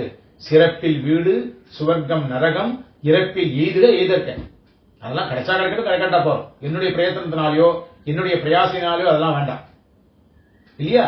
உனக்கு அது பிரீத்திங்கிறதுனால உன்னை மறக்காம நான் எங்க இருக்கேனோ, உன்னுடைய கைங்கரியம் எங்க இருக்கோ, உன்னுடைய சந்தோஷார்த்தம் நான் எதை அனுபவிக்கிறோம் அதுதான் எனக்கு புருஷார்த்தம் அப்படின்னா சொன்னார். உன்னாலல்லால் யாவராலும் ஒன்றும் குறை வேண்டேன், 6வது பதிகத்துல சொன்னார் இல்லையா. இந்த குறைன்னு இருக்கிறது கூட நீ வாங்கி தன்னுடைய ஆம்பியான் வாங்கி கொடுக்கலங்கிற குறைதான் இருக்கணும், அந்த குறை கூட அவனால் தான் வரணும். வாங்கி கொடுக்கறான் கொடுக்கல இது ரெண்டுமே ஒத்தன் தனக்கு யார் புருஷனோ அவனால் தான் வரணும். இவன் வாங்கி கொடுக்கல இன்னொருத்தர் போய் வாங்கி கொடுக்கறது, இன்னொருத்தர் வாங்கிக்கிறது, இவர் இல்லைன்னா இன்னொருத்தர் அப்படின்னு அவர் சிந்தை கூட போயிடக்கூடாது இல்லையா. அதுதான பாதிபரித்தியம். அந்த ஒரு பாரமே காந்தியம் பாதிபரித்தியம் எம்பெருமான்ட்ட இருக்கணும் அப்படின்னு சொன்னார். இது மாதிரி நிறைய விஷயங்கள்ல இது மாதிரி பெரியவானவங்க இப்படி காமிச்சுட்டே வர, இப்படிலாம் பருந்த போதுதான் இந்த சம்சாரத்திலிருந்து நமக்கு மீட்டு அழிச்சுட்டு போறதுக்கான தெய்வம் எது அப்படின்னு பாத்தீங்கன்னா, நமக்கு இப்ப கேட்கறதெல்லாம் என்ன சரணாகதிங்கிற விஷயத்துல மோட்ச பிரதாதா யாரு அப்படிங்கிறது. அது நாம போன வாரமே சொன்னோம். ஒவ்வொன்றுத்துக்கு ஒவ்வொன்று. இப்ப சூரிய தேவனை வந்து ஆரோக்கியத்துக்கு சொன்னான், ஞானம் நமக்கு வேண்டும்னா சாட்சா சிவபெருமான சொன்னான். இந்த சிவபெருமான் எந்த ஞானத்தை கொடுப்பார், தட்சிணாமூர்த்தியா உட்கார்ந்து எந்த ஞானத்தை கொடுக்கிறார், பரம்பரை எப்படி தனக்கும் தெய்வமான ஸ்ரீமன் நாராயணனை பத்தி சொல்றார். அதான் காசியில உட்காந்து சொல்றதா சொல்றார் இல்லையா. ஈஸ்வர வாஜா ஸ்ரீராம ராம ராமேத் அதுன்னு தான் சொல்றோம். பார்வதி கேட்கிறாளே, கேன உபாயேன லகுணா விஷ்ணுவர் நாம சகசிரகம் பட்டிதே பண்டிதே நித்தியம் சோதிமிச்சாமி ஹம்ராத கேட்க ஆசைப்படுகிறேன்னா இல்லையா. சகசிரநாமத்துக்கு துல்லியமான ஒரு நாமா இவர் சொல்லிவிட்டார். பண்டிதர்கள் எதை பூஜிப்பார்களோ அந்த ஒரு நாமா ஸ்ரீராம ராம ராமேதி ரமே ராமே மனோரமே சகசிரநாம தத்து துல்லியம் அப்படின்னு அங்க வந்து ராமநாமா போச்சிருக்காரா. இன்னைக்கும் காசியில முக்தி எதனால கிடைக்கிறதுன்னா, அங்க போறவாளுடைய அங்க யாருக்கு உயிர் பிரியதோ அவளுடைய காதல சாட்சாத் ஈஸ்வரனே வந்து அவ காதல ராமநாமாவதி அவளுக்கெல்லாம் மோட்சத்தை அனுப்புறான். இப்ப ஏற்பட்ட ஞானத்தை அந்த ஈஸ்வரன் கொடுக்கிறான் அப்படின்னா, அப்ப மோட்சம் நிச்சயத்து ஜனார்தனார். அந்த மோட்சத்தை கொடுக்கக்கூடியவன் சாட்சாத் எம்பெருமான சிவபதியான நாராயணன் ஒருவனே அப்படிங்கறது நாம அந்த உணர்வோட எம்பெருமான்ட்ட பிரபத்தி பண்ணணும். எருத்து கொடியுடையானும் பிரமனும் இந்திரனும் மற்றும் ஒருத்தரும் இப்பிறவி என்னும் நோய்க்கு மருந்தறிவாரும் இல்லை. அப்ப யாரு மருந்தறிவார், யாரு மருத்துவனாய் என்ற மாமணி வண்ணா அப்படின்னா பெரியாழ்வார். அதேதான் இதுல வந்து வியாசாச்சாரியரும் இதுல சகஸ்ரநாமத்துல பேஷஜம் பிஷக் அப்படின்னா, பேஷஜம்னா என்ன மருந்து, பிஷக்குன்னா என்ன மருத்துவர். சோ உபாய உபேயம் ரெண்டும் எம்பெருமான் தான் முன்னாடியே நம்ம சொன்னோம் இல்லையா. தத்துவகித புருஷார்த்தங்கள் எல்லாமே அவன் தான். உபாயம் உபேயம் ரெண்டும் ஒண்ணுதான். உபேயம்ங்கிறது நாம் அடைய வேண்டிய பொருள், அதை அடைவதற்கான வழி உபாயம். நம்ம விஷயத்துல நம்ம இதுல மதத்துல சாட்சாத் சிவன் நாராயணனே உபேயம். அவனை அடைவிப்பவன் யாரு, அவனே. அத மாதிரி இவனே மருத்துவன், இவனே மருந்து. மருந்தாகிற இவனை அடைவதற்கு மருத்துவனாகிற இவனே நமக்கு பண்ணி வைக்கிறான், அந்த மருந்தை கொடுத்து வைக்கிறான், கொடுத்து நம்மளை வந்து அனுகிரகிக்கிறான். இத மாதிரி மருத்துவனா என்ற மாமணிவண்ணனை பத்தி நாம தெரிஞ்சுட்டு, அது மட்டும் இல்ல இவனை தவிர வேற ஒருத்தரும் இல்லை. ஒருத்தரும் இப்பிறவி என்னும் நோய்க்கு மருந்து அறிவாரும் இல்லை. மற்றும் ஒருத்தரும் அது வந்து எழுத்துக்கூடியவடையான இவனா இருக்கணும், ருத்ரனா இருக்கட்டும், பிரமனா இருக்கட்டும், இந்திரனா இருக்கட்டும், யாருமே வந்து மற்றும் ஒருத்தரும் இப்பிறவி என்னும் நோய்க்கு மருந்தறிவாரும் இல்லை அப்படின்றத வந்துட்டு வேற ஒத்தரும் இல்லை. அதுதான் அனன்யகதித்துவம். மருத்துவனா என்ற மாமணிவண்ணா அப்படின்னு எம்பெருமான பிரார்த்திக்கிறோம். அந்த பிரார்த்தனையோட பிரபத்தி பண்ணணும் அப்படிங்கிறது இது வரைக்கும் சொன்ன விஷயங்கள். மேற்கொண்டு ரசமான விஷயங்கள் நிறைய இருக்கு. कवितार्की सिंहाय कल्याण वृदालिनी श्रीमते वेंकटेशाय वेदांत गुरवे नमः वादित्यूजरोगं वंचानवराक्ष श्रीमान वेंकटनाथार्य शर्मजेतां विवी श्री रामानुसिद्धांत प्रधानवन्द्रः आदिवंशगोपाल चलिंत्रो येदाद्वितीय शिवदेशी दुर्वशी वेदांत धीन्द्रमादि शिवना शिवदेशी लक्ष्मी दुर्वादगा देव शिवेन्द्रो श्री नारायण दीन्द्रमादिशिकाय नमः शिवदेशी सुरेन्द्रो श्री रंगनाथ दीन्द्रमादि शिवना शिवदेशी राजगोपाल महादिशिकाय नमः. धन्यवाद.